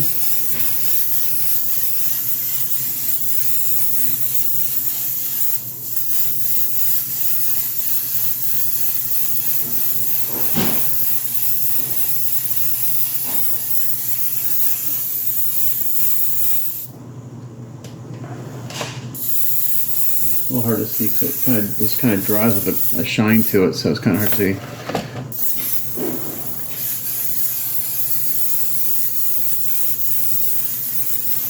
Yeah, I think this is going to look good. Now this is drying down a little bit.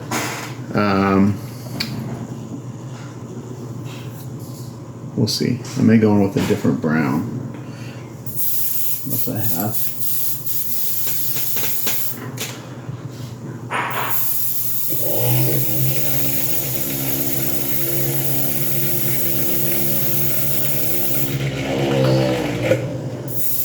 Transparent brown oxide, which is probably close to what I want.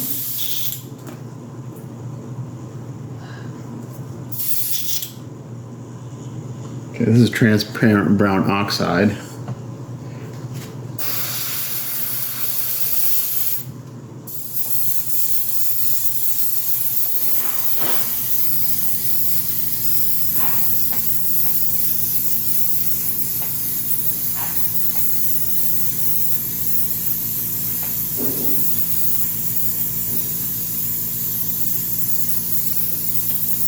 I think that's actually getting me closer to what I want.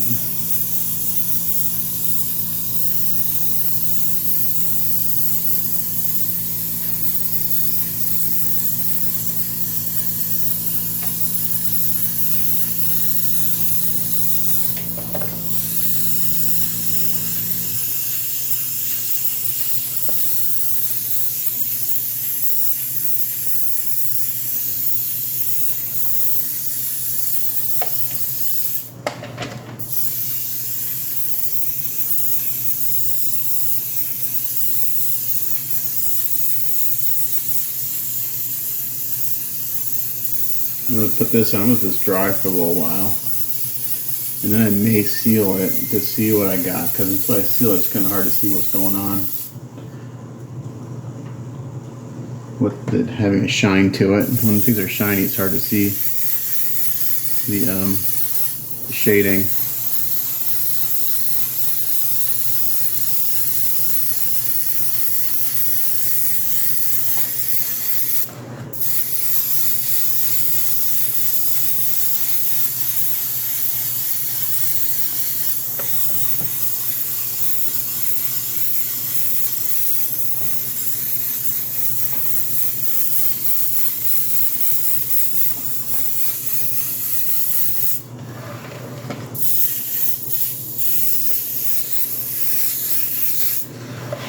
All right, I think we're kind of getting there. I'm gonna let this dry for a little bit and then I'll come back. Okay, so here we are after I sealed this, and I sent some photos to my client, and we decided that we're gonna shift this to add a little bit of red to this, not much. So I'm gonna go in with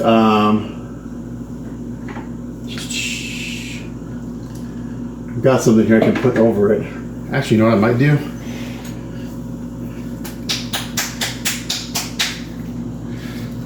This might be what I need. I think I'm going to throw a little deep clear red on top of this. My Mr. Color that I like to use.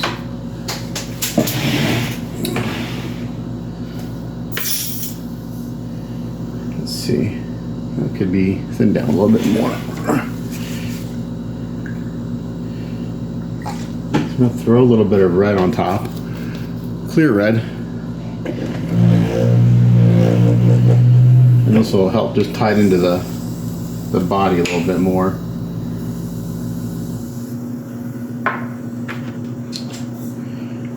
So this is again the Mr. Color GX number 102 deep clear red. We're going to throw this on top lightly.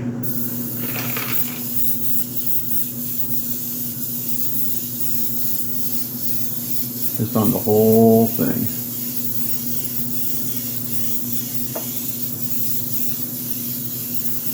And this may take a couple coats. I got this a little over thin right now.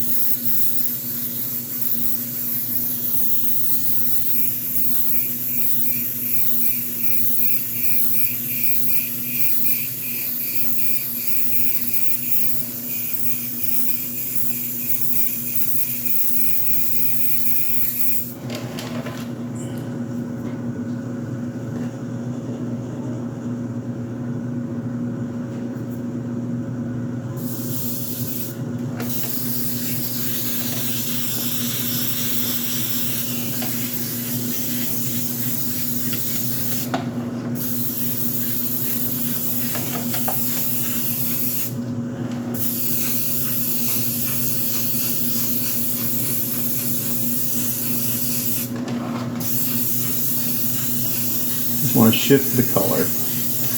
I want to keep kind of all the shading.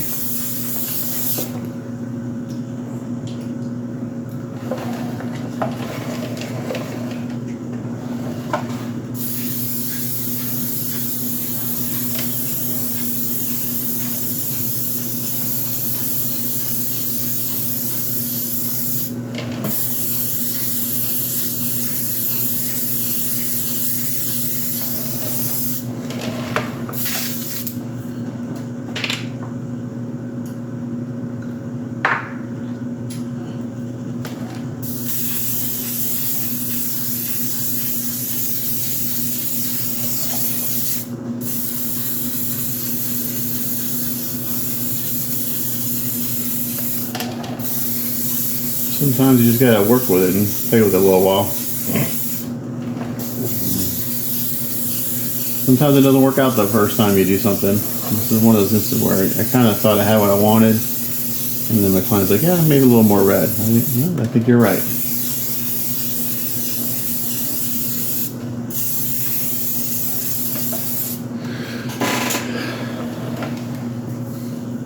So let this dry for a little bit. I put some more on.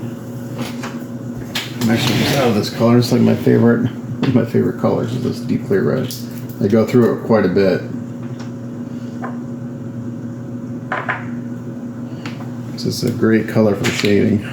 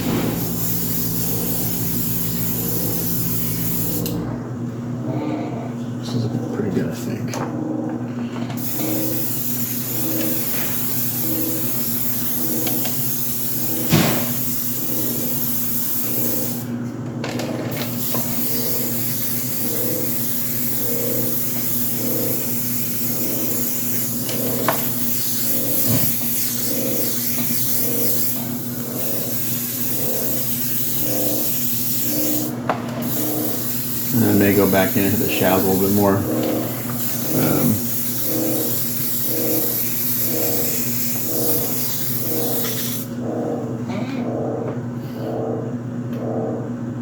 Maybe a little clear black. I don't know. So I'll have to seal this again and see what it looks like.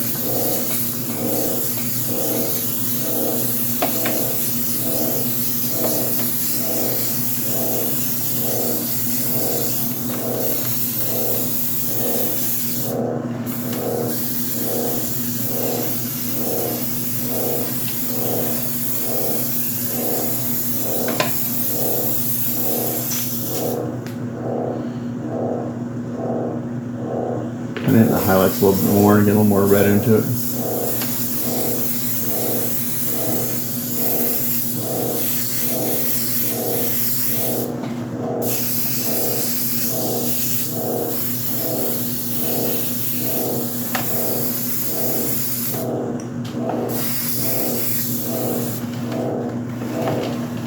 Yeah, I think that's gonna look good.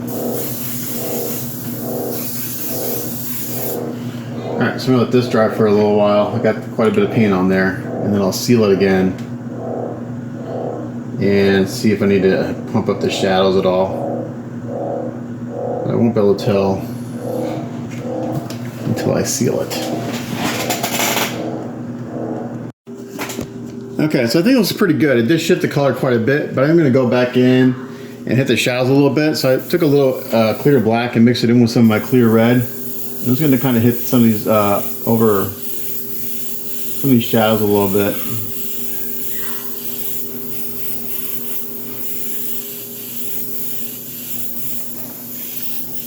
I'll bring them out a little bit more.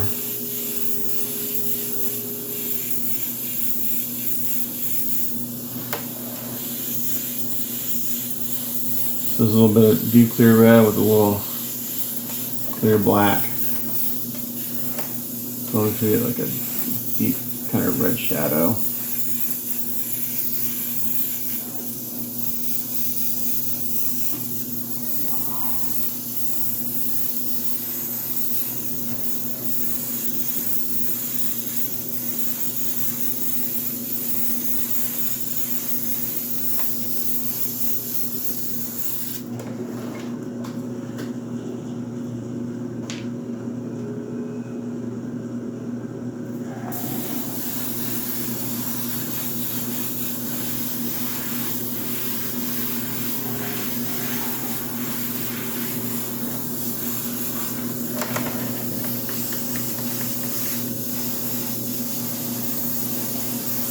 It's being pretty loose, and I might go back over to some clear black after this. I kind of got the tones where I want. I just want to get a little more definition in the muscles.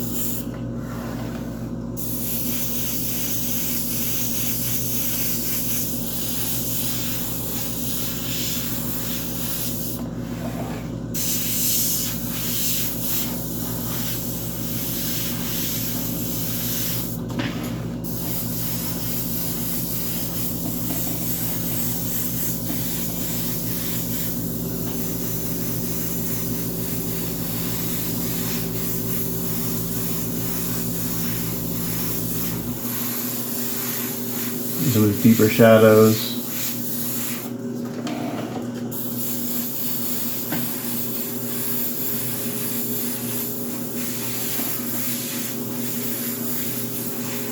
Getting pretty loose here.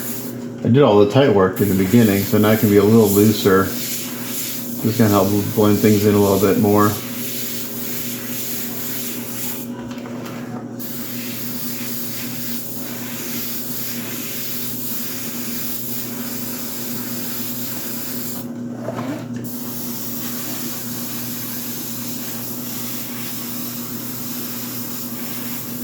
That's the advantage of using transparent, so that you can build them up and you'll see all that stuff underneath. It's subtle, but it's there. And a lot of times you don't see it on camera or in pictures. You gotta see it in person. So,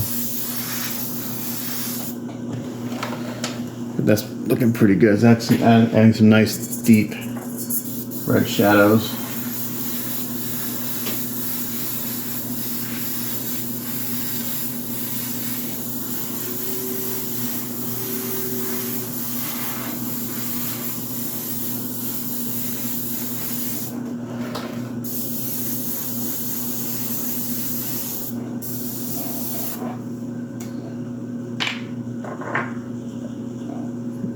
clear black to this.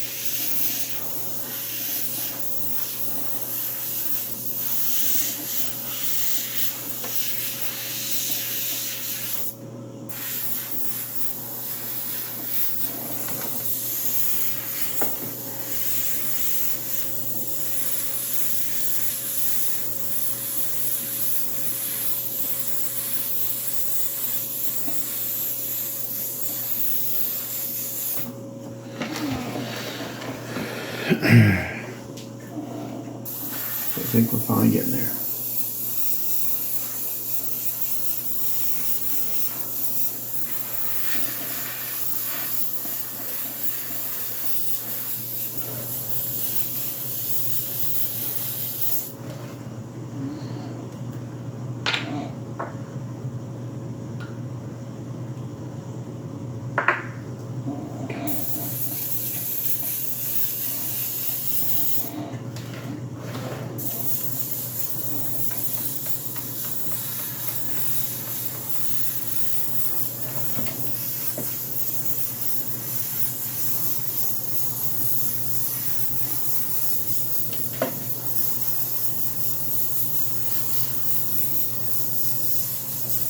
Okay. Let's see. Dang, am I out of clear red? I think I am. Maybe order more.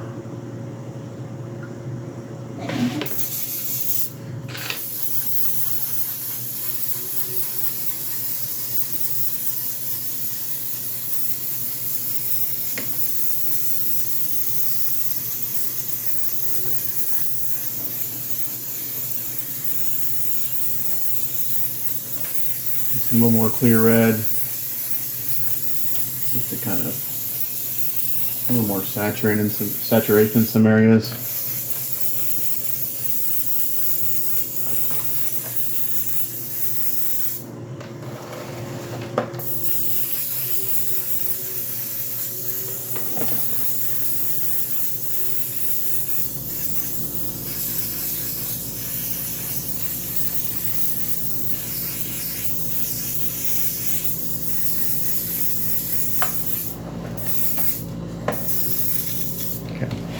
I think once I seal that, that's going to look good. It will be a nice improvement over what I had before, which is more brown. This is actually kind of like the color I had in mind for the boots. So we'll see what we do with the boots. But I'm going to let this dry, seal it, and send photos to my client and see what he says. Alrighty, so yesterday I got the leggings done, messed off the leggings, and I'm going to spray the boots, and we kind of talked about it with my client, and he suggested gray or black, and I think I'm going to do black with some shading, so, again, just a coat of black spinal res, and I think I've decided I am going to glue him to the base when I'm all done with this, so I'm not really worried about getting paint on the bottom side. I think it's just better, just for stability reasons. So we throw on a coat of black spinal res.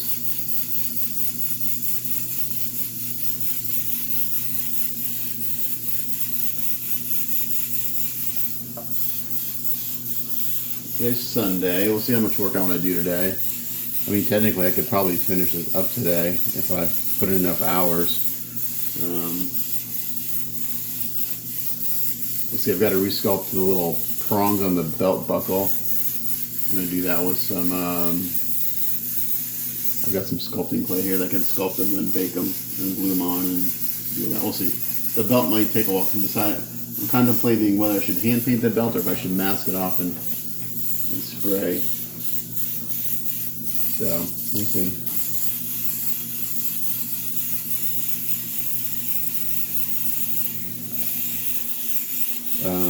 I think black boots will look good on this guy. Kind of give him some more weight, kind of ground him to the base a little bit more.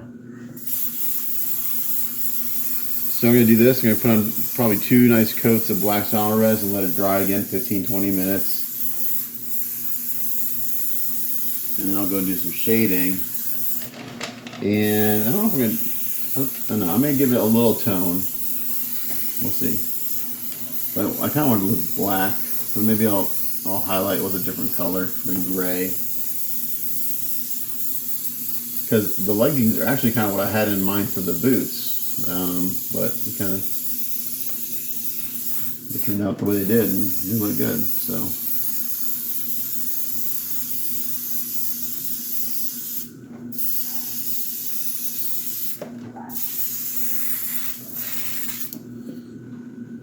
So this part goes relatively quick. I just gotta let each coat dry a good 10 minutes or so until it's not shiny, and then throw in a second coat. Just make sure I've got good coverage. And then I did use silly putty around the edge here. I've got some nice, the legs go into the boots, so as far as like having a clean edge, it was pretty easy to get a clean edge in there with the silly putty. And if once I pull it up and it's not 100% the way I want, I can easily touch it up with some black paint. It's when I got candy colors or other colors that are not easily touched, I can't touch up with just a single color. But I really don't like use silly putty because touching up is a nightmare because you're having to try to match all the different layers and steps you've done with a single color, and it's really hard to do that. So, and I just don't like it. I don't like it. That's not my favorite masking material. I think it's way harder to work with, and that's just my personal opinion. So what I'll do is once I get 2 coats on this, I'll flip them upside down and make sure I get some black underneath these cuffs. Again, you would never see it unless you flip them on his head, but we're gonna make sure we got paint under there anyway. I'm just gonna show you one real quick coat on here.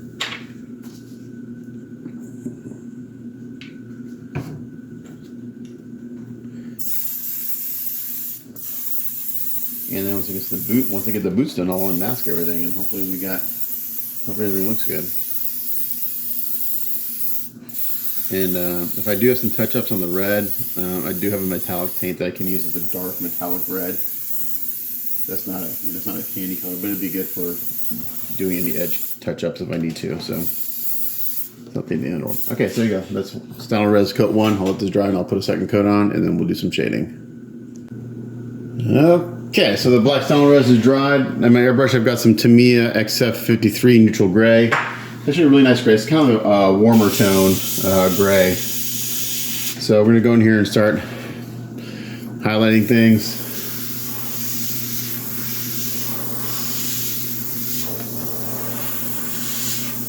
And I'm still deciding if I want to, this client's really cool. He kind of lets me do my thing. One of the best clients. They kind of give me an idea of what they want, and then I kind of just take that idea and do my own take on it, which is great. Because I get a little more creative freedom, and I get to play a little bit more. So that's always makes the job fun. So you can see I'm doing some pretty tight, like I did when I did the leggings. I'm going in pretty tight to get the wrinkles first. Get those shapes established.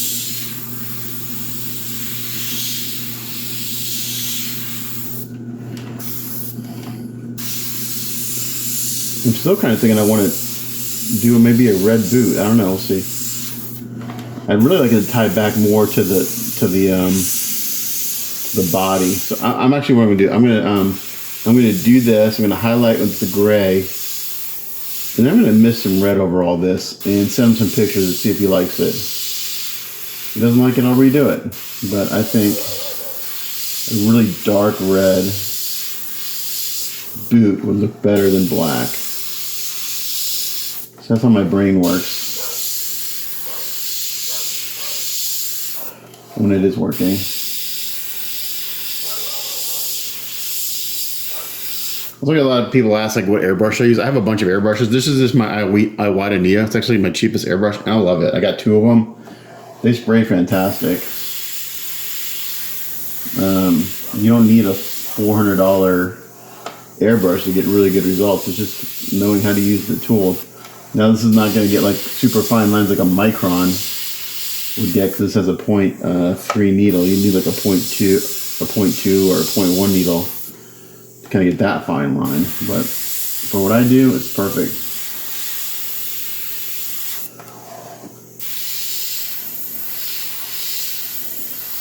You can just kind of let it fade off onto those wrinkles. Excuse me. And then once it gets the wrinkles done, I'll go in and hit the muscles and stuff like I did before. Some shapes in here. I'm not gonna hit the soles. I want those to be, I'll probably keep those black. And I'll probably end up maybe go back and hand painting them by the time I'm done with all this.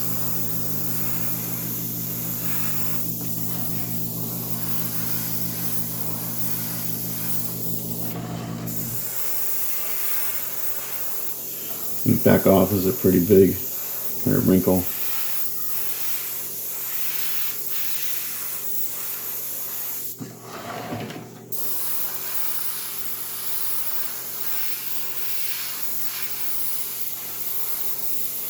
I'm gonna kind of add my own little shape right here because the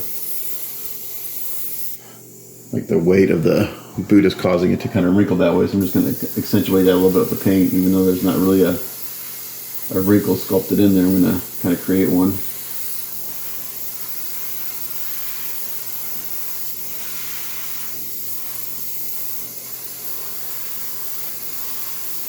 And I'm at the point now where I can paint everything on while he's standing on the base, so I can get to every area.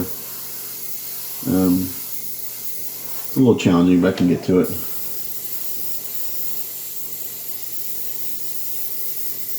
I'm kind of, there's some really soft wrinkles sculpted here. I'm just kind of bringing them out a little bit more than what's sculpted. Here's a little more shape.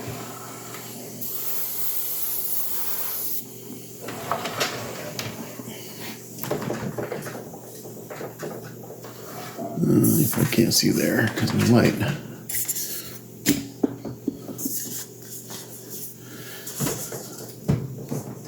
There we go.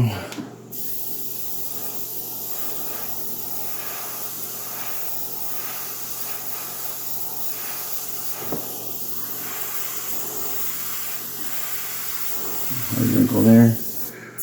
You can't see. No light was in the way.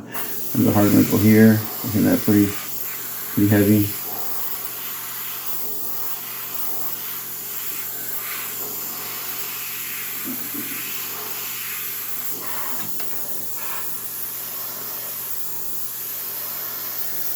Again, I'm just going to kind of see what the sculpt is trying to do, and then kind of loses a little bit. So I'm going to go in there and kind of make some of my own wrinkles and stuff. Kind of sell the idea of gravity and motion.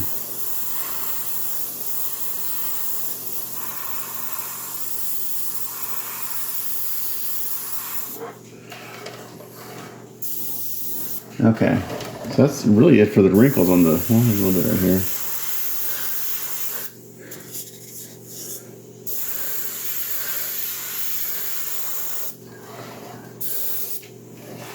Okay, now we come in, I'm going to back way off.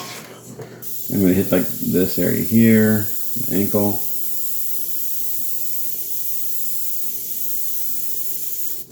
Hit the heel. There's just some wrinkles here I didn't see. It all depends how the light hits it too. Sometimes I like to have a light coming over at a really oblique angle to throw the shadows onto the piece from the sculpt. So I have the light coming like at a 180 degree from the surface to throw shadows.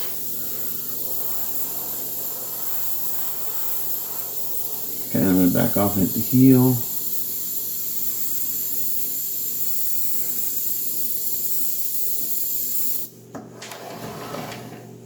Hit the toe pretty good.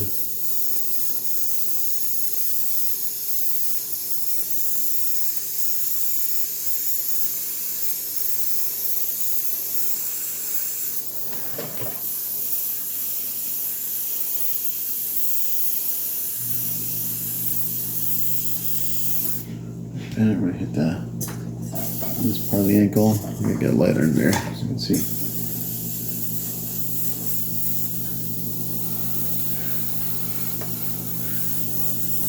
And the boots are actually pretty simple.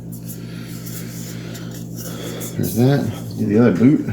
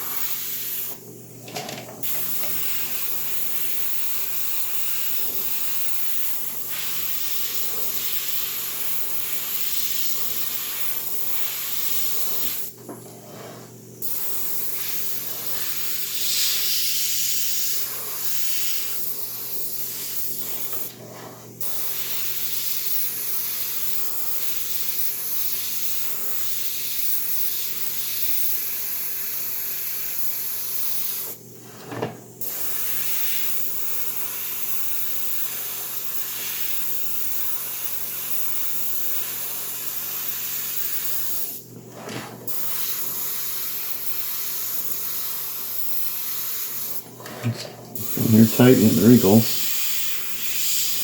If it's a really harsh wrinkle, I hit it harder. Get our brighter highlight.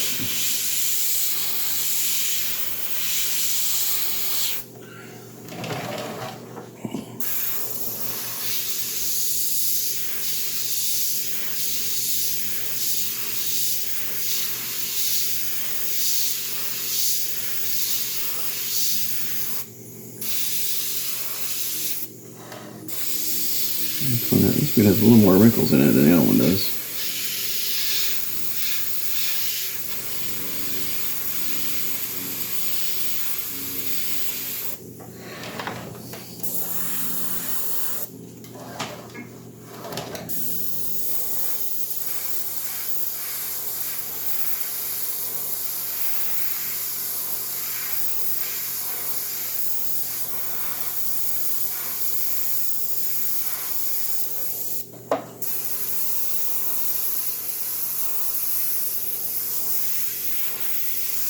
The tighter wrinkle, you get closer to the surface and just kind of move quicker. The airbrush, bigger wrinkle, and back off with it, be softer.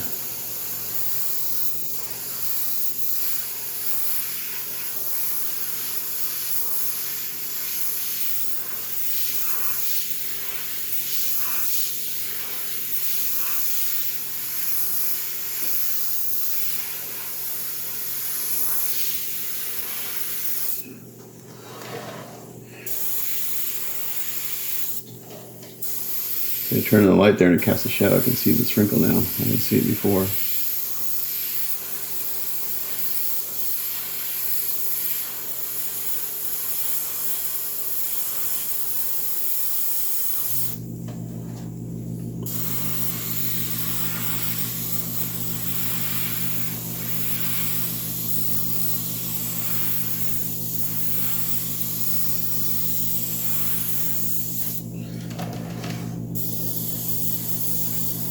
You see, this actually goes pretty fast when the sculpt is kind of soft and a little not as much detail. I can move pretty quick on this kind of stuff.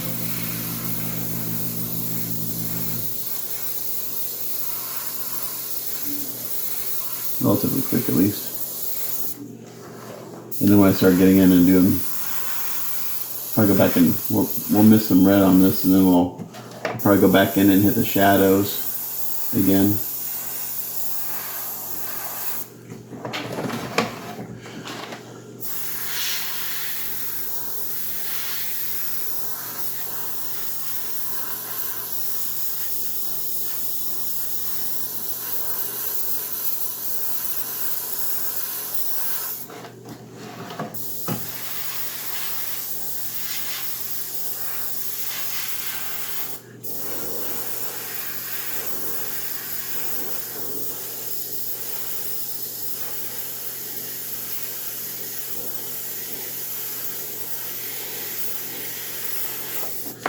Okay, I think that's...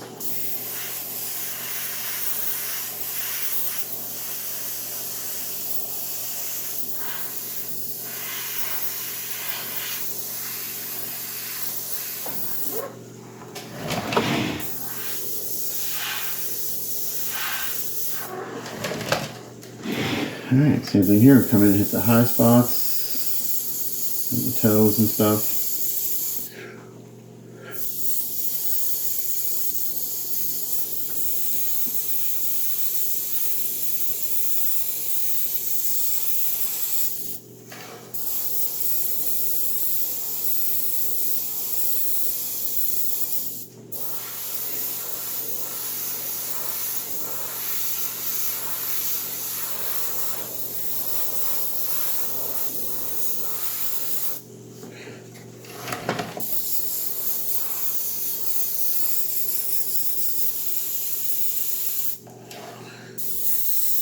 Ankles.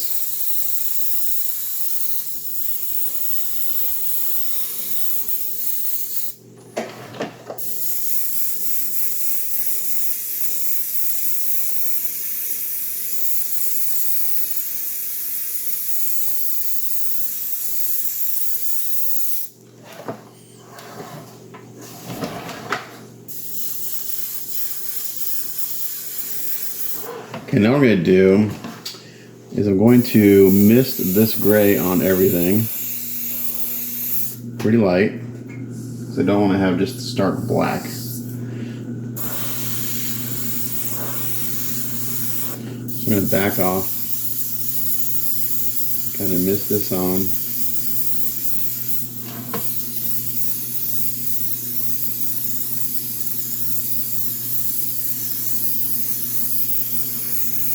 We're going to bring it up a little bit.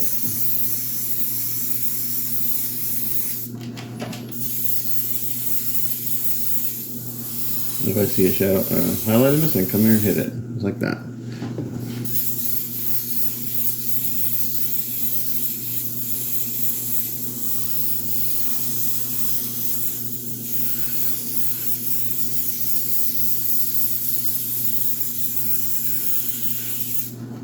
This will bring up the black a little bit, so when I go on to lay down the next color, it'll be a little more natural.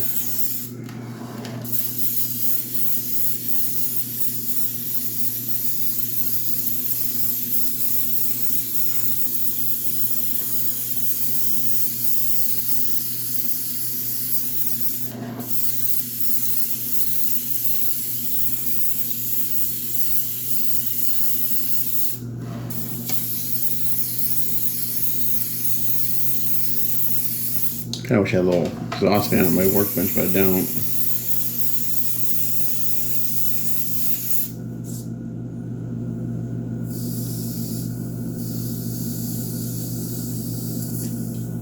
Some more paint.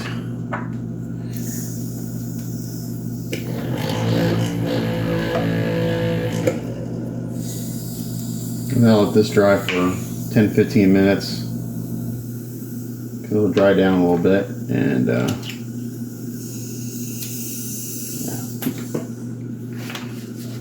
One thing I don't like about my Iwatanias is that the lids do not stay on. They're very loose for some reason.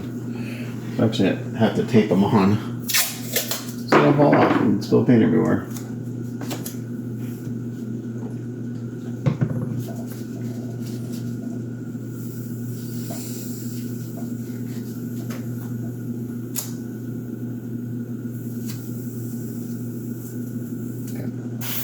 All right, so I'm gonna continue this. I'll mist this on, and we'll come back and put the color on. All right, so what I'm doing is I'm misting on a couple coats of Mr. Color 81 Russet. It's kind of a, I don't know, it's not super vibrant. It's not super saturated red. It's like kind of a nice, I don't know. Just put on one coat first, see how that looks. And then I'm gonna go back, once I get this toned the way I want, I'm gonna hit the shadows pretty hard with some, probably black. Or I'll mix some black in with this russet, and I don't know, I'm playing around again. But this, I think, will tie back to the body better than just a black boot.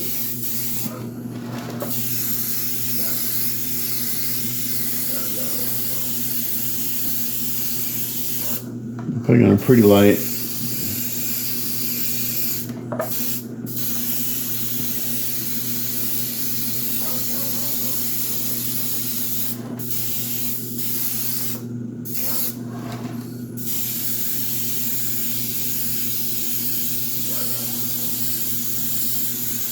Yeah, I'll go back and hit, when I'm done with this, and then I like what I got, I'll just hand paint the soles black.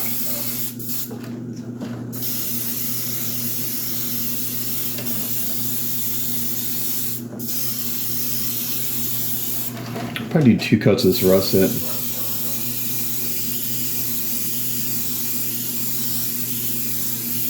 Red is a terrible color for hiding, so that's why it's good for doing pre-shading. I got this probably mixed a little thick. On my second coat, I'll thin it down a little bit and mix it on a little bit better.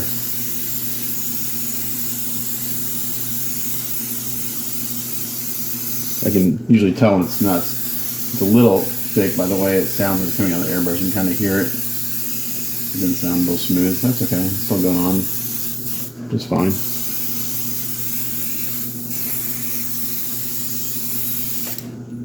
Alright, so there's one coat.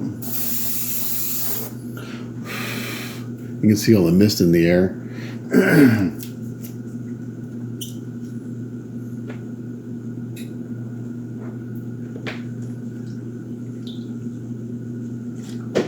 A little more thinner in this pink jar and thin it a little bit more.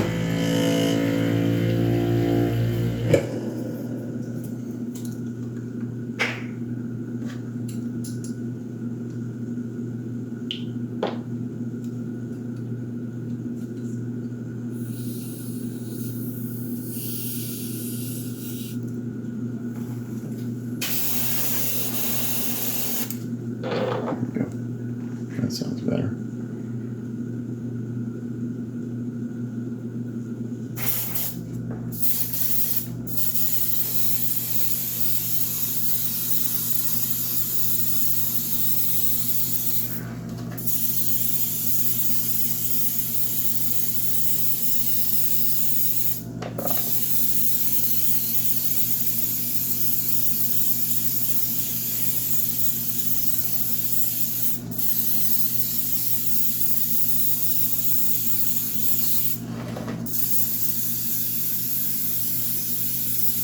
Ooh, it's gonna need to turn the fan on. It's gonna set my smoke alarms off in my house.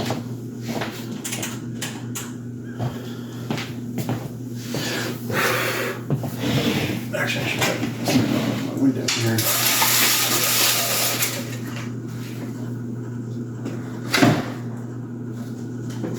Get up a little bit. Get some airflow.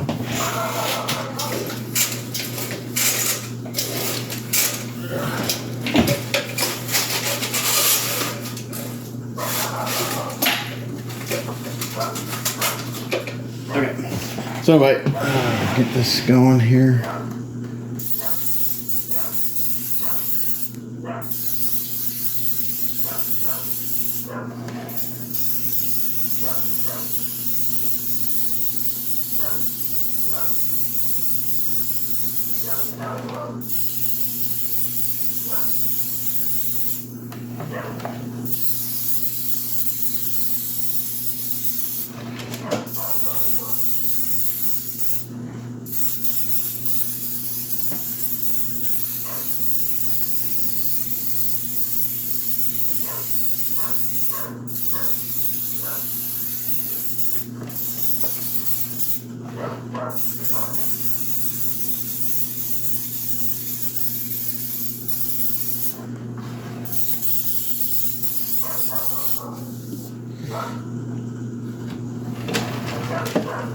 Alrighty, so it looks pretty good.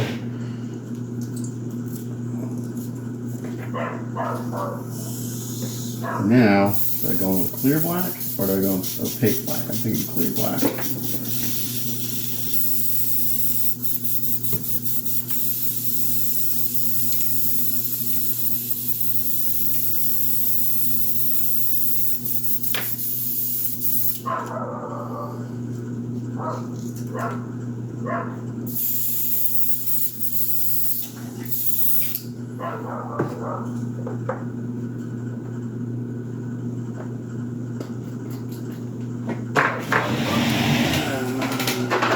Black.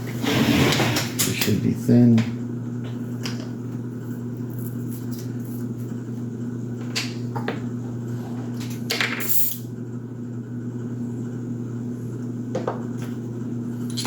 Okay, clear black, get the shadows.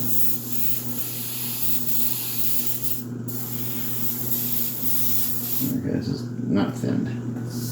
You're not thinned enough at least.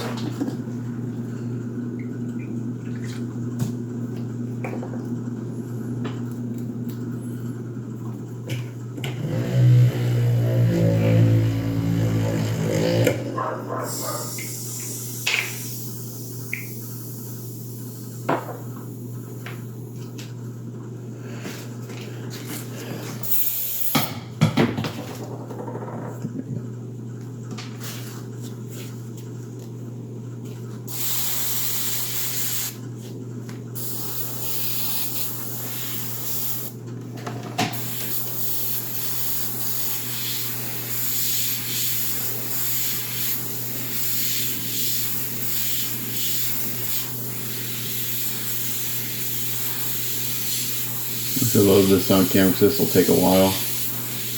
But just going back in here and hitting the shadows.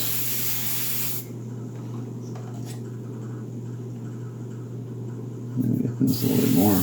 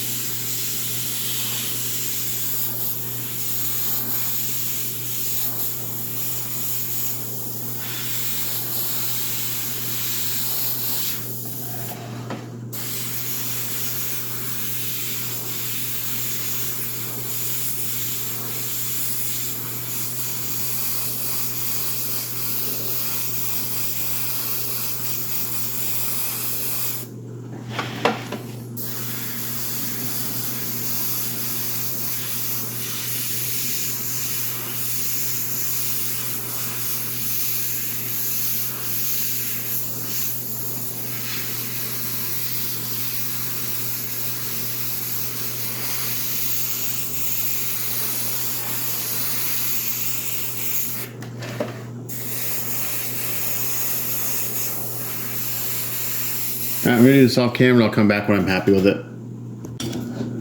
Okay, so I got the shading in. It looks pretty good. I went a little heavy with it. But now what I'm going to do is I'm going to actually shift this color a little bit. I want a little more saturation. So I've got some Tamiya clear red mixed up in my cup here. I'm going to add a little more saturation, I think. I'd like to get a little more closer to what I have on top as far as the tone of red. But this, damn it, this should get me there. Sorry, I spilled some paint. Alright, so it's Tamiya clear red. Let's see what this does.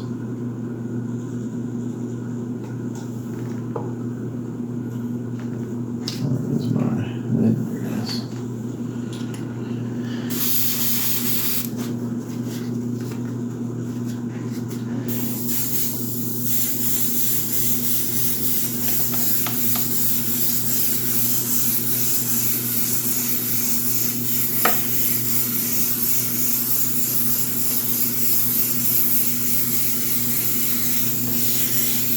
Put this on pretty wet.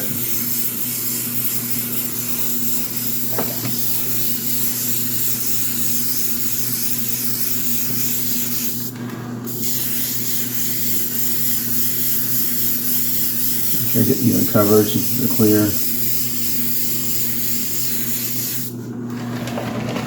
You can see right there, just undoing that cuff,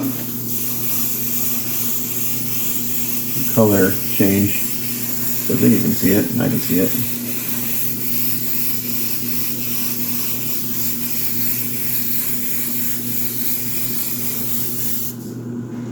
I think it shows up in camera. Let me do 2 coats of this, we'll see. I'm going to be pretty methodical with how I put this down.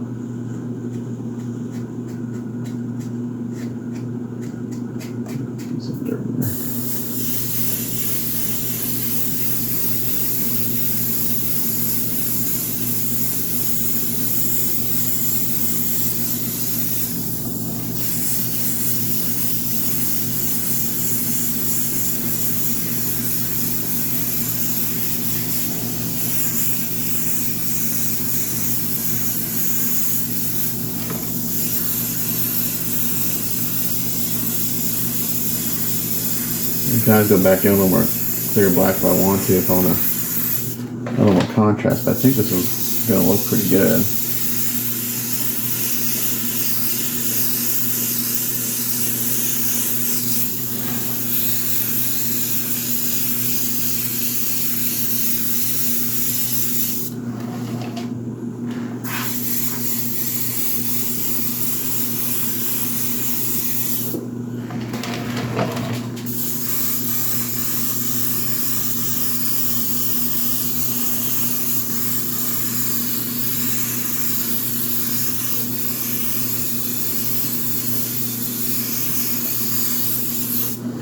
So I think you can see a difference between that boot and that boot. This has just got a little more vibrance to it.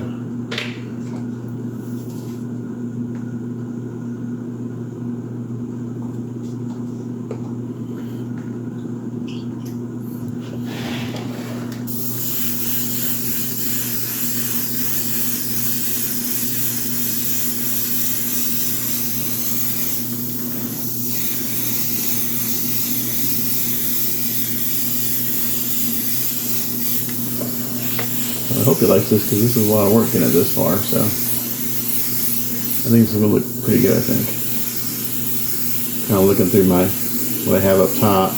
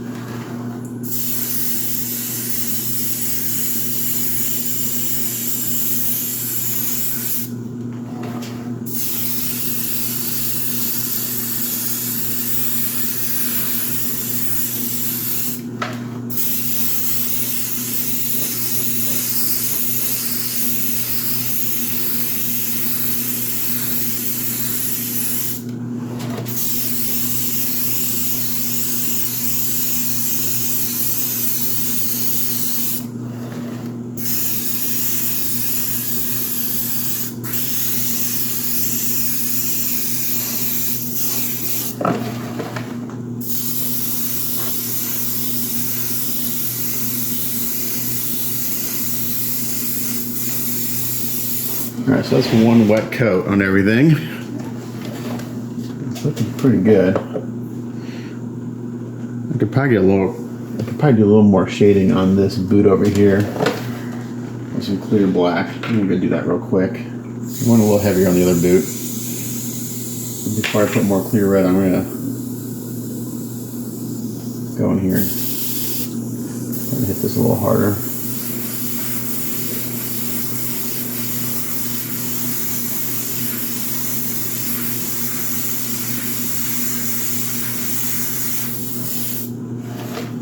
We want to accentuate these wrinkles.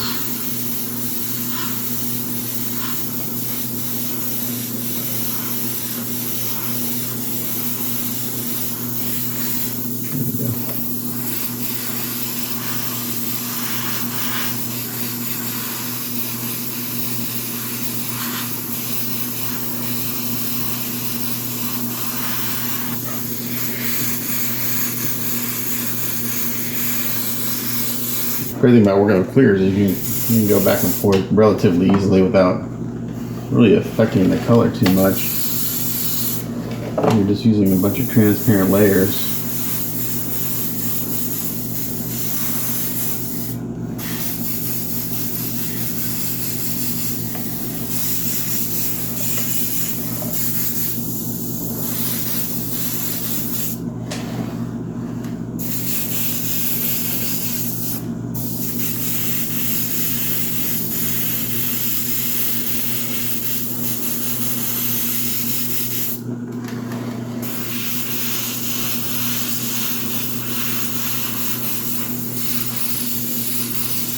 I thought I hit this pretty hard the first time, but let's hit the other one a little bit harder. No big deal. Okay. Get rid of that. I'm going to do another coat of clear red and everything and see what we got. And I'll have to seal it to really see what I have.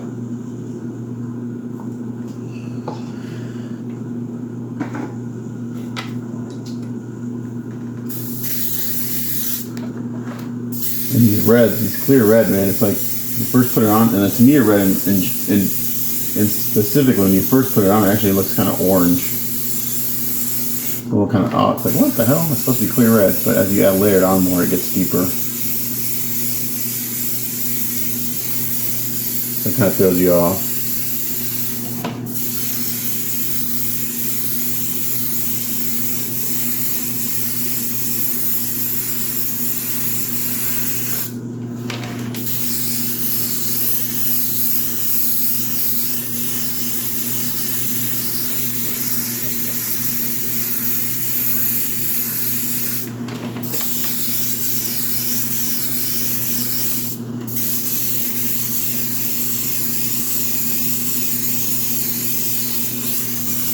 This has been a challenging piece just because it was challenging to put together and then it's challenging to paint when it's all together. So for something that looks simple, it's actually one of the more challenging pieces I've done.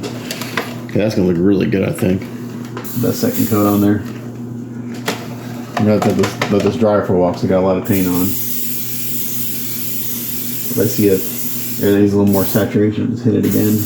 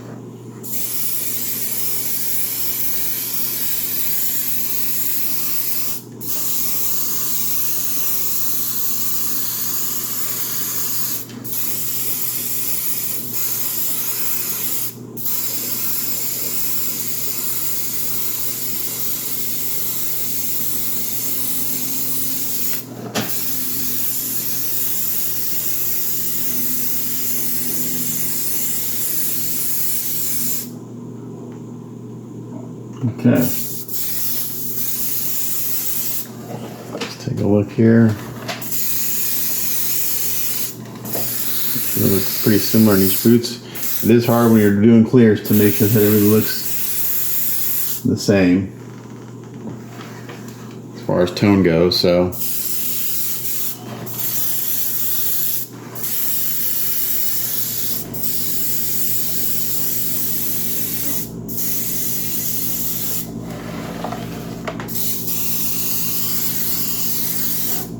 Okay, I think that's gonna look good once I seal it. It's like a dark red This is kind of what I had in mind. The pants are a little, actually, it's kind of flip flopped. No, actually, pretty close. Yeah, I kind of had like a dark maroon kind of for this, and a deep dark red for the boots. So I think we're kind of there. I'm gonna let this dry for quite a while. I'm gonna seal it and come back and look at it. All right, well, I sealed the boots. They're drying, and I sent some photos to my client. I think they look really good. I think he's gonna like it. So what we're gonna do is I'm gonna knock out the base. This should be fairly simple. I say then, hopefully it doesn't take too long. And then we're gonna call it quits for the day. Just put half a day worth of work in. It's Sunday. And then tomorrow, if he likes everything, I'll unmask everything, see if there's any touch-ups, which there probably will be some, and then I gotta do the belt.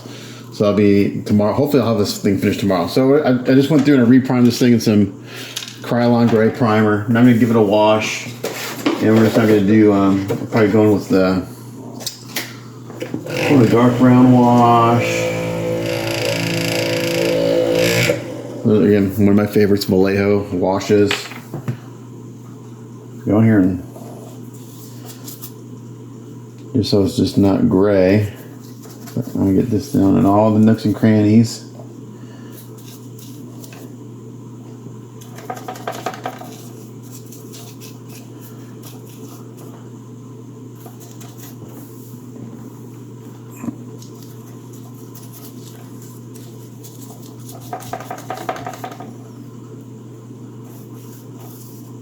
And I just, for this kind of thing, I just slap it on, and then I have to be pretty.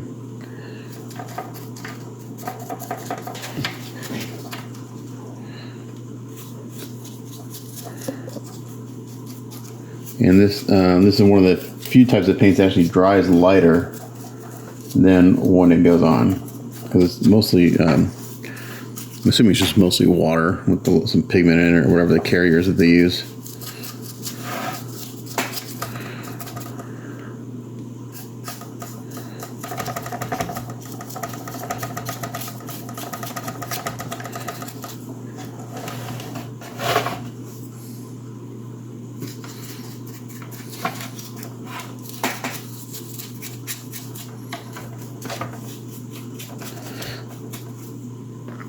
All right, so I'm gonna do this and then let it dry and I'll come back.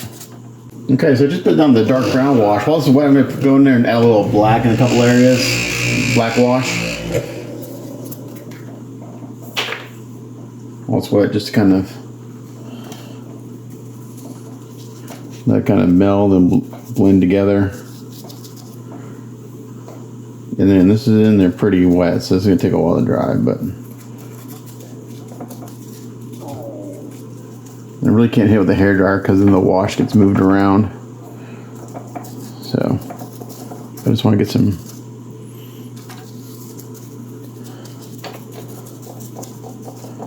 other tones in here. We'll do some wet stippling, and this is kind of how I like to do bases. We just go in here and mess around. I can take some of it out. And then go in here with another color while this is still wet. Again, just so it's not all the same tone. And then we'll dry brush highlights and stuff and bring it up. I think this is supposed to be concrete. I'm not sure if it's rock or concrete. It looks kind of like concrete to me. But concrete is just not gray. It's got different tones in it.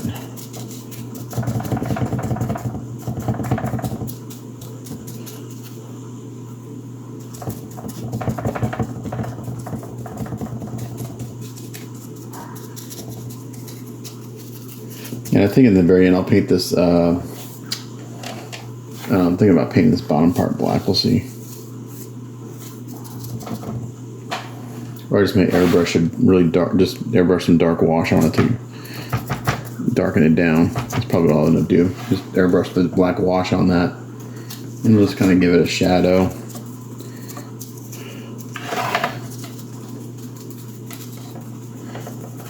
Okay. See some spots that I missed. The brown.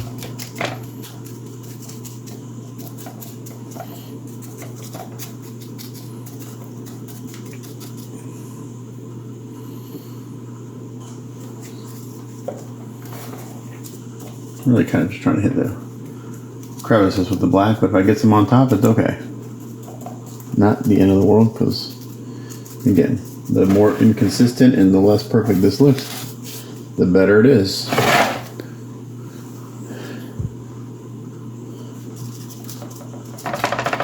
I'm recording, you need to come talk to me.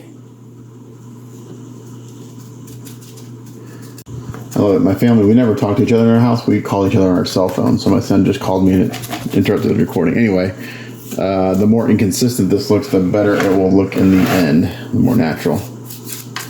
So.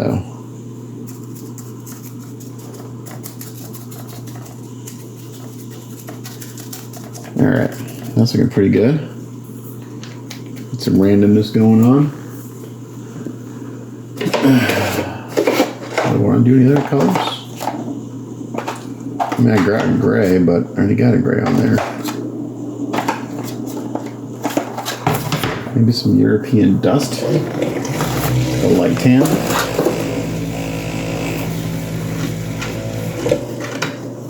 I don't use this one very much. Let's see what this looks like.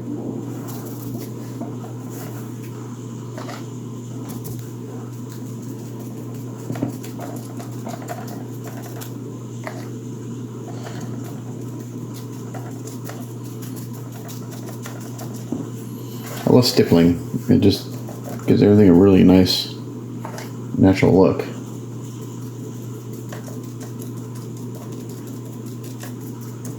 This is European dust. This is kind of, it's almost like a desert tan.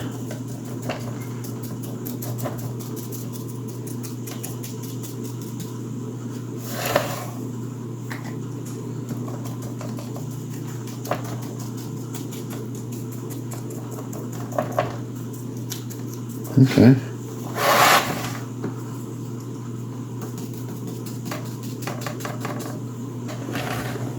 Just need to let this dry now. And then we'll dry brush. And then after dry brushing, more likely we'll have some airbrushing to do, but there'll be airbrushing the washes. Alright, that looks pretty good. I'll let this dry and then seal it and I'll come back.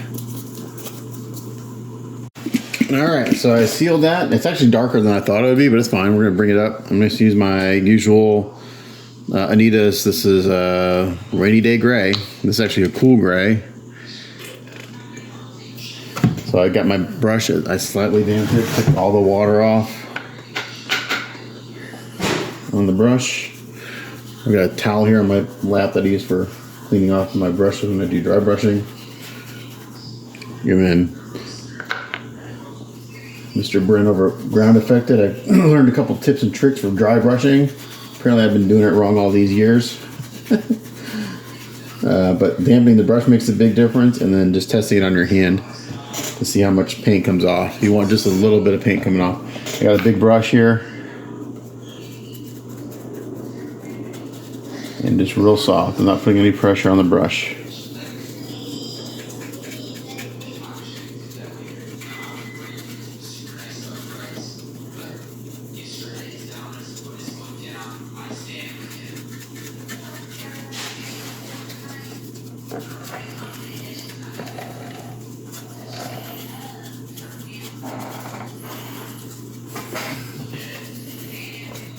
You just slowly build it up. A little bit at a time. As it dries, it gets darker. Go back and do more. And then if I want brighter highlights, I'll add a little white to this.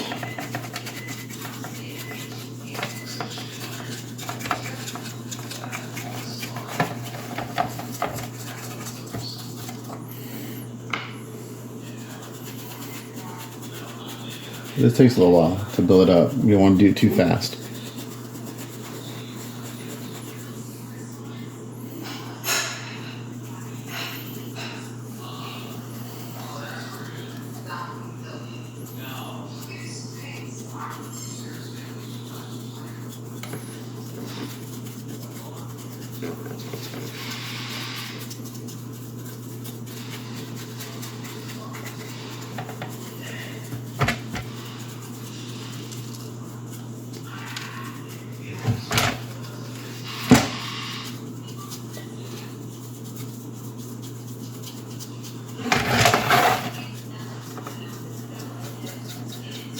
pretty good.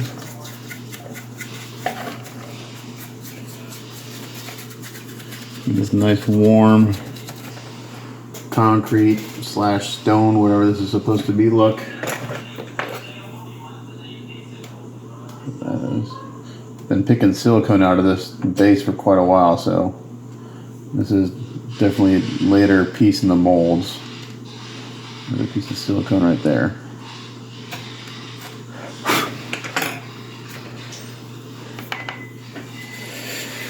This is gonna be a long work in progress because basically have all the painting on it. That's okay. No one watches my videos anyway, so my client wants to watch it, gonna watch it.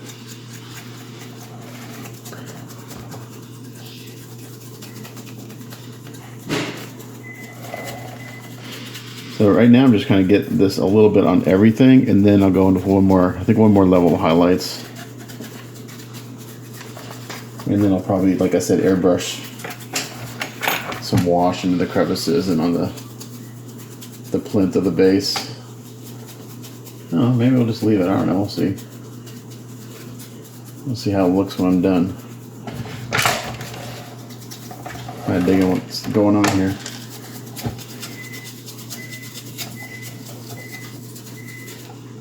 Haven't heard back from my client yet. It is Sunday, so he may not be online.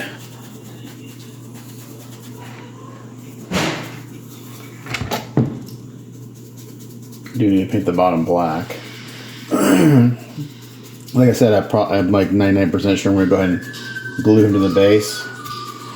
So I may actually put a couple screws in the bottom too, on top of epoxy, just to solidify him. I think if I was going to ship this piece, it'd ship better as one piece. The base will just give the legs a little more support.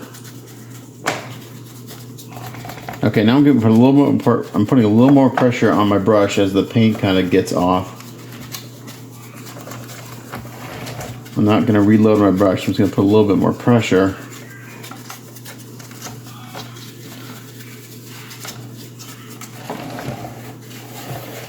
And I'll just kind of get a little bit more down in there. That's looking really good. Okay, I think what we're going to do now is go ahead and add a little bit of white to what I have here. Just add a little bit of white to my gray.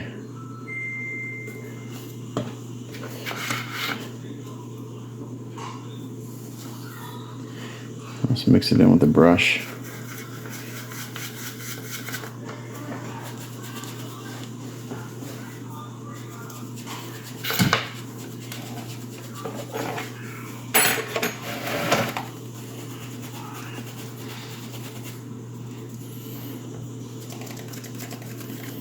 This real light and hit that with the brighter gray. And here I'm going back and forth. So I really just want this to hit the very tops of everything.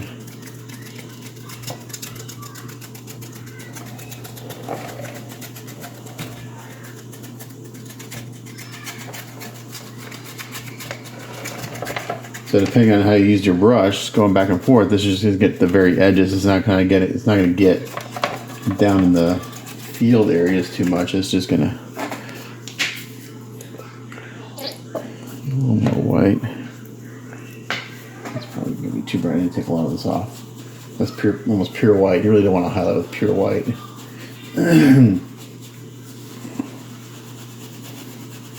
So it doesn't look natural.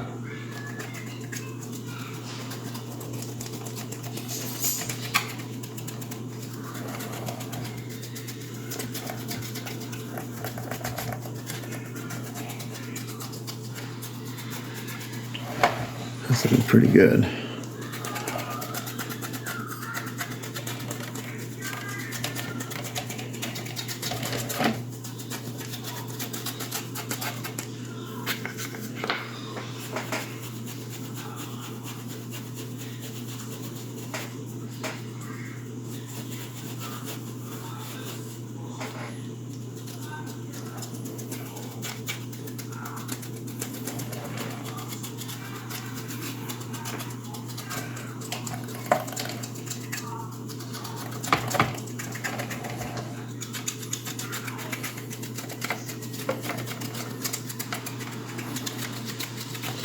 Okay, I'm really happy with this.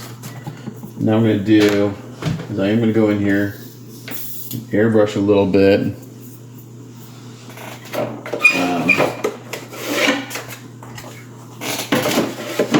Some of the black wash.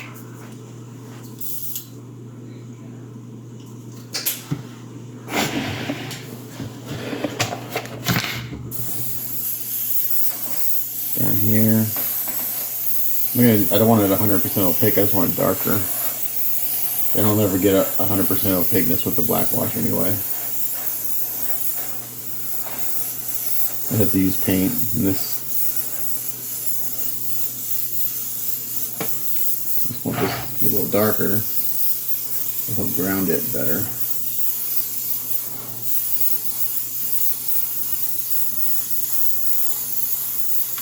I use the word ground a lot because I want the thing to feel like it's got weight to it. You don't want to have a floaty feeling. So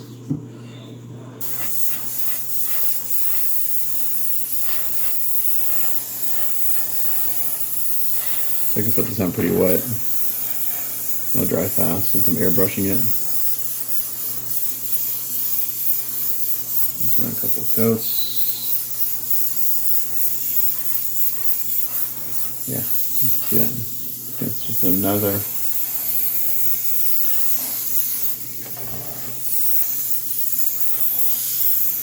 Little separation between that kind of plinth part and the stone.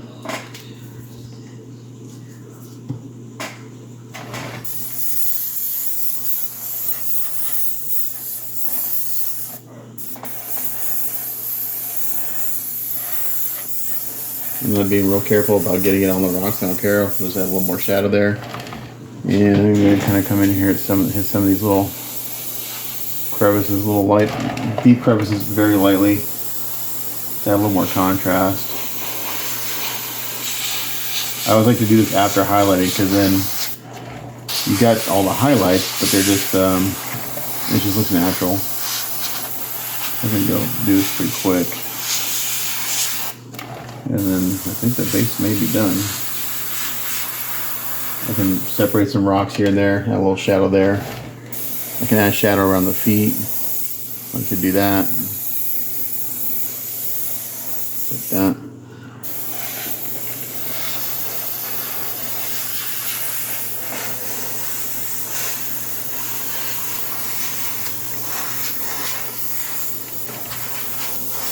Yeah, basically this I can get done in about an hour, hour and a half.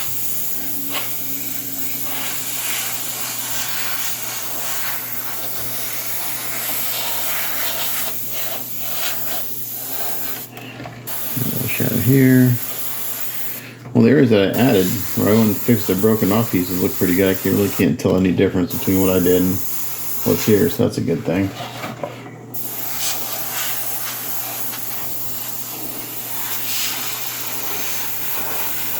Yeah, I like to add shadows. Anytime something overlaps, I can add a little shadow. Just kind of forces the eye to see more dimension. And with this wash, it's very subtle, so it looks really good.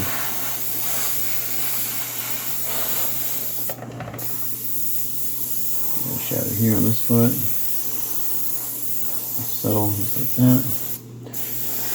I think that's gonna look good. All right, I'll send pictures of this to my client, see what he says, and hopefully he'll respond back on this in the booth today. And if he likes everything, I'll go ahead and mask it today too, and see how much touch-up I've got to do tomorrow. And then the belt, and this guy will be done. It's a little bit longer than I thought. I did have a couple days where I didn't work too much, other stuff going on, but it's going on like what, the second week of this thing, so I'll be back. Alrighty, so I took all the masking tape off yesterday, and this looks really, really good. Got a few little touch-ups here to do. Nothing too bad. My masking was very, very good. So let me just show you. So I got a little spot right here, and I got a few little spots right here, and then like one down here on the bicep, where I think I sprayed the primer a little too heavy and it got underneath the tape. So no lifting. I just had a little bleed through, which is no big deal. So I'm going to try to take just a toothpick and see if I can't scrape this off. We'll see. So I just bit the tip off. And we're going to see if we can just kind of erase this. The skin's sealed pretty good, so we'll see. If not, then I'll have to, let me try sanding it just a little bit. 1 second. With a microfine.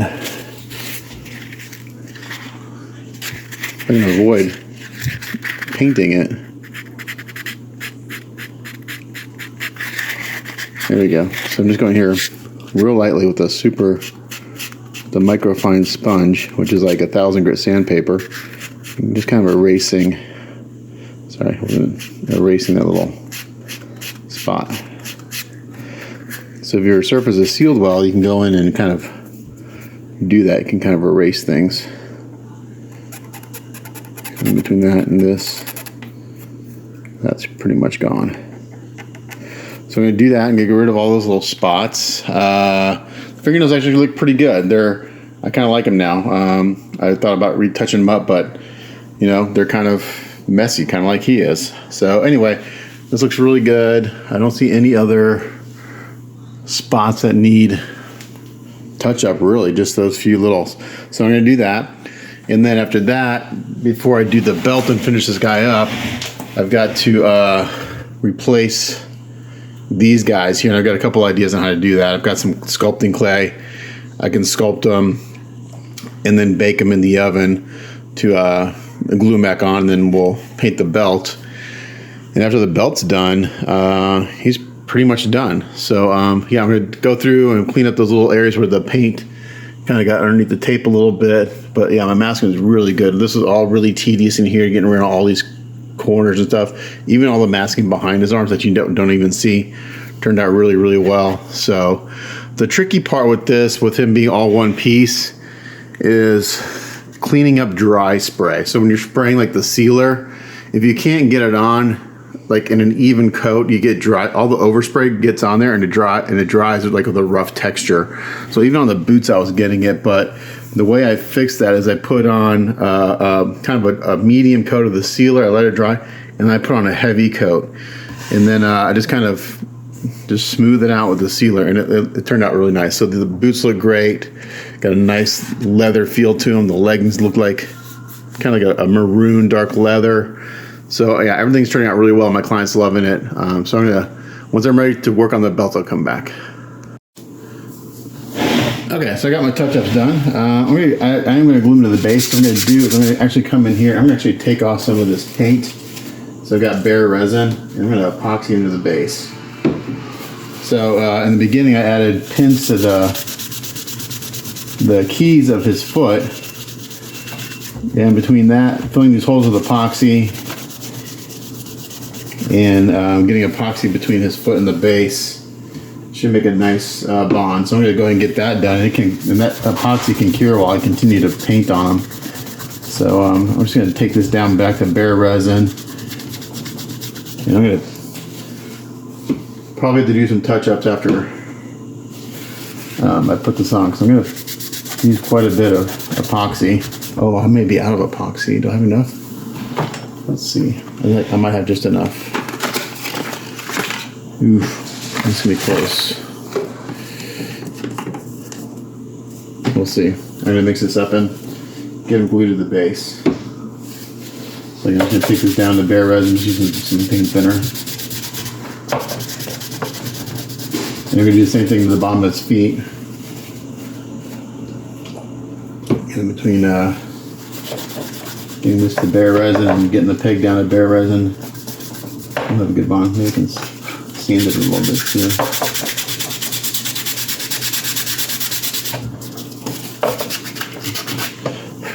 Actually, what I need something pretty coarse. I had some 40 grit. Maybe out of it. Let's see. 220.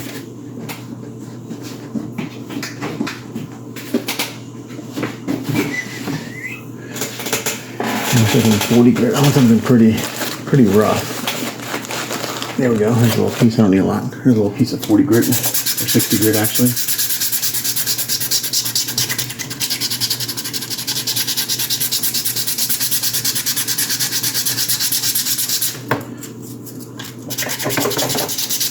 So I'm going to take this down to bare resin, take the feet down to bare resin, and epoxy this guy on.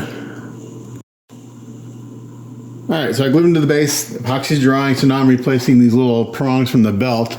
And I just happened to have some tubular styrene the right diameter.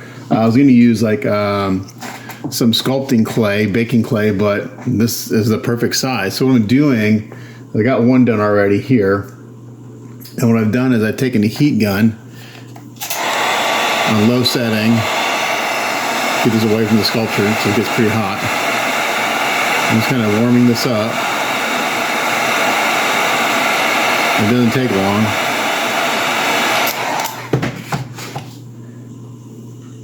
And I've been putting in place. I gotta do a little bit longer to do down here so I don't get close to the sculpt.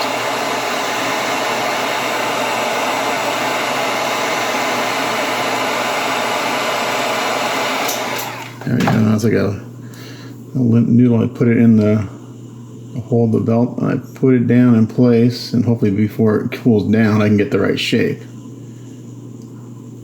And if it's not, I can always redo it.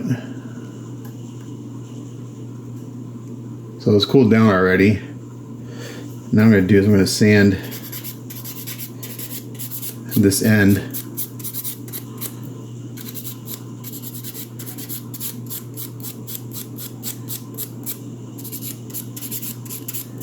It should fit in the hole and look a little bit better. So I'm just going to kind of bevel that edge. I want to make it look like it's coming out of that hole.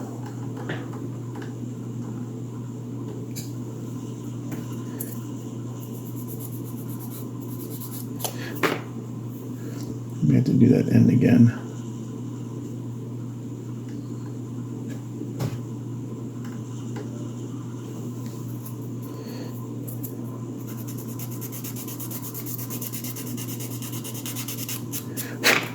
Matter of getting that shape right. Okay, that looks pretty good. Once I paint that, that'll look good. So I'm going to cut it off right about here.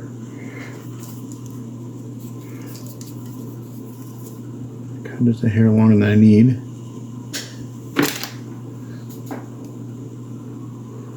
And it's the same length as the other one. I'm just going to refine this end a little bit, round it off so it's not just squared off tube.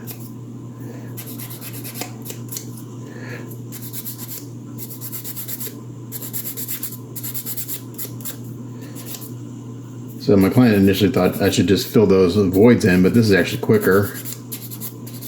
And I think just a nice little detail to have, part of the belt.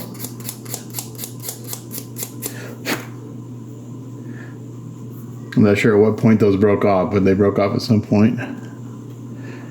And there we go. That'll work. Now I'm going to just glue it in place.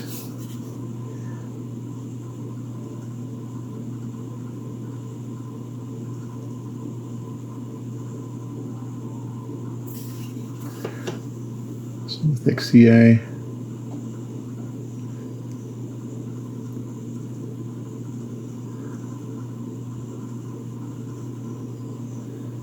Hold that in place.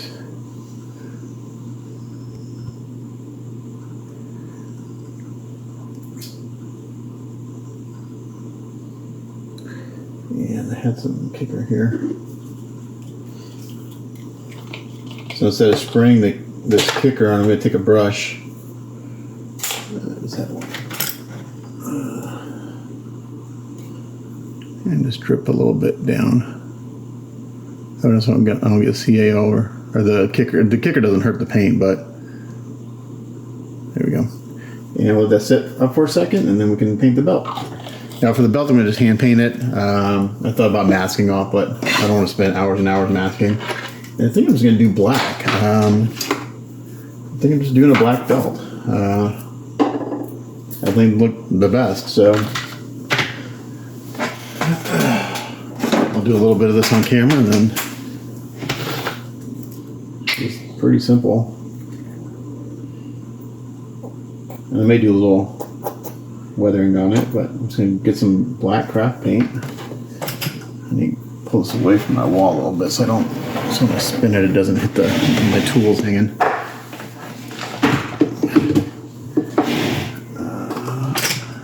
Good brush for this one. A really good brush.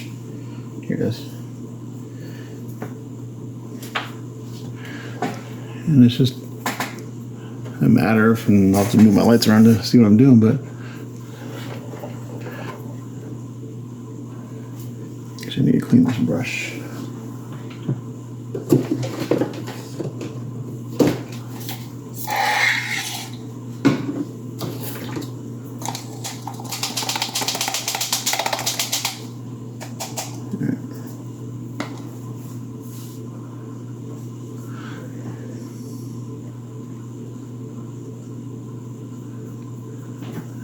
A bigger brush will go a little faster, but I'll cut it in with the small brush.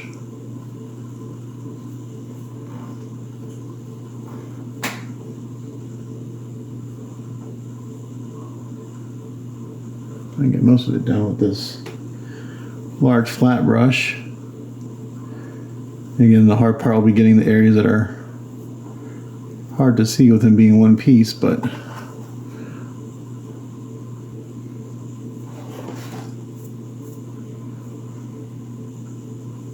with this craft paint, it usually takes 2 coats, even though it's black. It does cover really well. The black paint covers well. Got some dust there from sanding.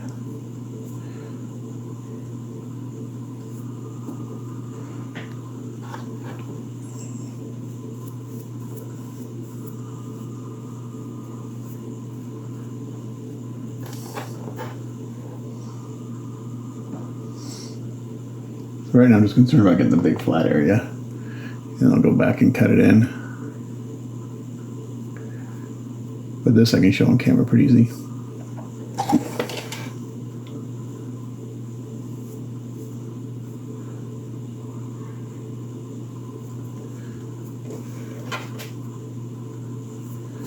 Oops, and I got some on the pants. No big deal because it wipes right off.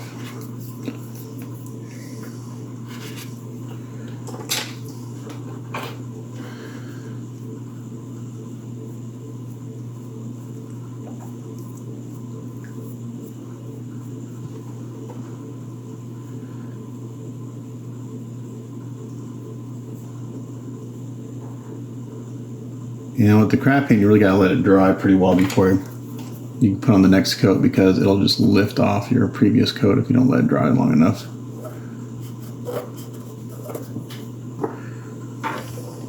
So I think it's the idea. I'm gonna get this base coated and then come back. Okay, so I got the belt base coated in black. I also painted some gunmetal gray on the buckle and the little loops in the belt. Now, oh dang, I got a little fingerprint there. I want to seal that. Now I'm just going in with some burnt sienna, and I'm just doing a really light kind of little dry brushing on the black just to give it a little bit of tone. Nothing too crazy. I don't want really a brown belt, but I just want plain black. So I'm just going here real light. It's gonna be very subtle.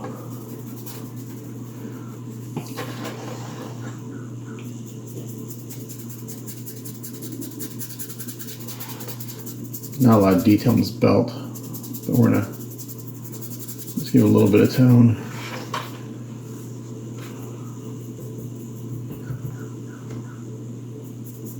And then once this is done, I can seal this, and I think the guy's done. You can just kind of go in here and just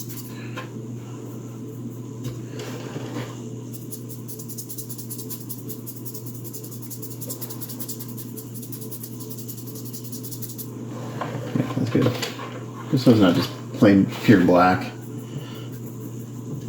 Give a little bit, very slight tone to it.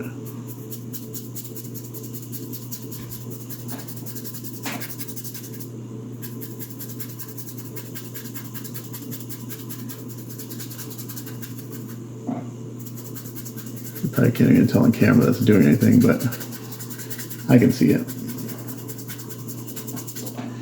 What happened there? I must have had something on my finger. I have to touch that up.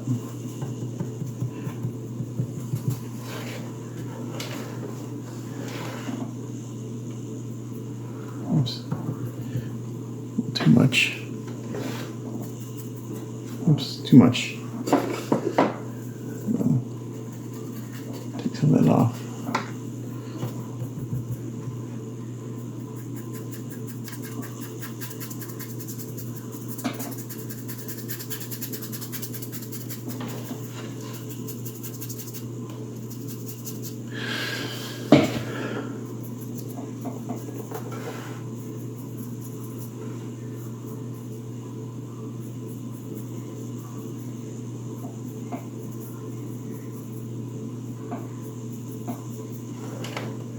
Yeah, that looks good.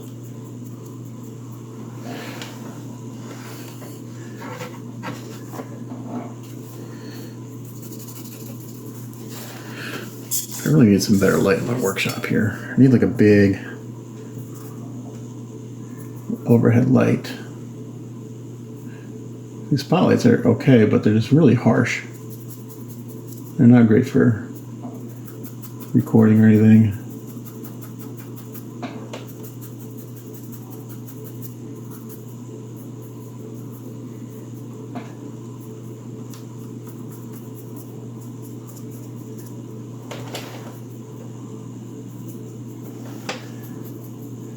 All right, that looks pretty damn good, I think. Again, I'm not sure if you can see anything in camera, but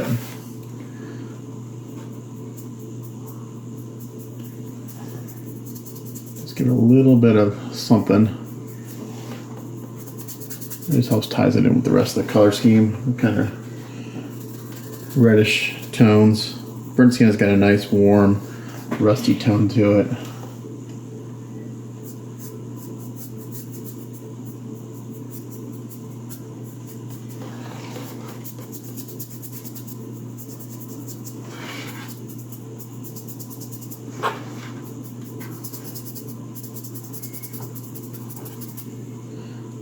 This is gonna be a long work in progress. I'm not sure how much stuff I recorded on painting, but all the painting will be one video.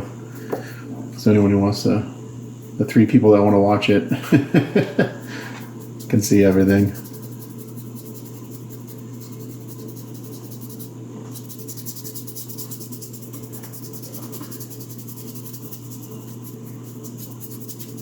Okay, I think I'm gonna call that good.